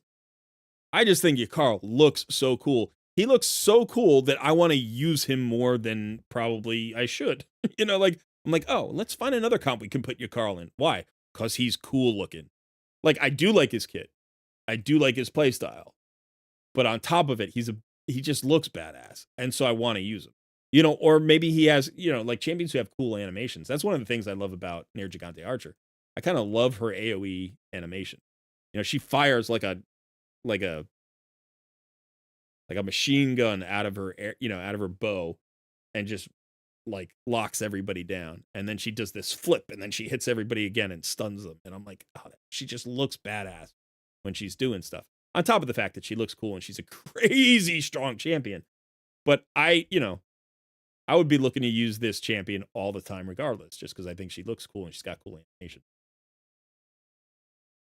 And that's sort of the downside for Odin. Like, I have Odin, right? And Odin looks cool, like he does look cool, but his animations are underwhelming. Like, when I use him, the one animation that looks kind of cool is his nuke, like his Asgardian Judgment. That looks kind of cool, but his other abilities just don't look that interesting, So I'm like, I know he's good. He's fantastic. And it's like, and I want to use him because he's a Void Legendary. But I'm also like, Odin's not that exciting to me. I don't know why. When I pulled him, I went ballistic, but yeah. Yeah, when I put him on a team in Live Arena, he usually gets banned. Okay, so that is going to be it for the live stream today. I'm just realizing it is 5:42. I need to grab a quick bite and then come back and finish off my day here. I'm pretty much finished off on this account now. I just have to go and let's see. Did I do Doom Tower? Yeah, I did Doom Tower. I did Faction Crypt. So I'm basically done here. I got to go play my my other account for like an hour. And then I will be giving an update on the free-to-play challenge account in the next day or two. I'm also going to be trying to do a Hydra update in the next day or two because I do want to use these Hydra keys before this rotation is done. I do have a few days, I think, right? No, I just have 13 hours. So I've got to do this tonight. So I'm going to try to max out as many guys as I can tonight, build them, and see how I can do in Nightmare or Brutal. And then I'll try to give you guys an update on that. And then we've got Chimera tomorrow, so I'm going to have to do that. It never stops. It's like the post office. Just keeps coming. All right, thanks so much for hanging out today. We've got a new member of the Bannerlords. We still need to figure out what we're going to say about that. I don't know. Rally to the cause. How about that? That was cool. That wasn't bad. I could definitely do that one. I like that one. Bannerlords. Rally to the cause. All right. And then you just watched the Nubs thing? Yeah. So Furion and your Nightmare team will be so much better than Rector. I will consider it. But then I don't think we have the perfect veil then, right? That's the whole reason she's there. Where is Sulfurion?